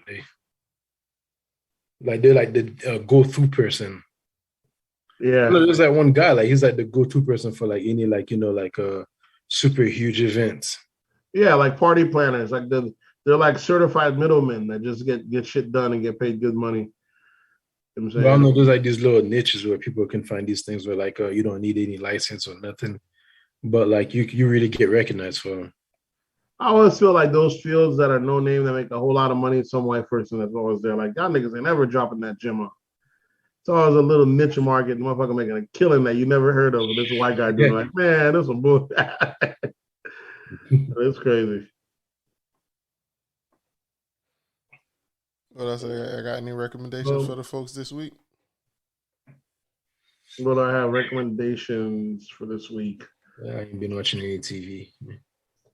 Me neither. I watch. Let me see. I got a recommendation, but I didn't watch it yet. You guys heard about this shit on Netflix? This documentary about the white guy robbing these white women out of shitloads of money. I did see the thing. I haven't watched it yet, but I think I remember Hot 97 speaking about that same thing a year or so ago. Yeah, some guy, I guess from Switzerland or something. Nigga was taking them to the cleaners. Yeah, dropping gems on them girls and stealing money from them. Yeah. Making them he wasn't stealing money, he was tricking them out of money, making them give him money and shit like that. Yeah, had them go and take out loans for him and shit, send the money overseas, and he would be using that money to show them that he's a millionaire or some shit like that. Yep. So, and of course he was fucking them all. You know, saying? You know, sometimes people get scammed and you didn't even meet the person. This guy would pull up to the house on you, pick you up in that Rolls Royce with that $30,000 you just sent him. You think he's a millionaire, but come to find out, that nigga broke. Young pimping, that's it. Pimping, yeah. It's messed up, but you know, like I said, somebody got to do it.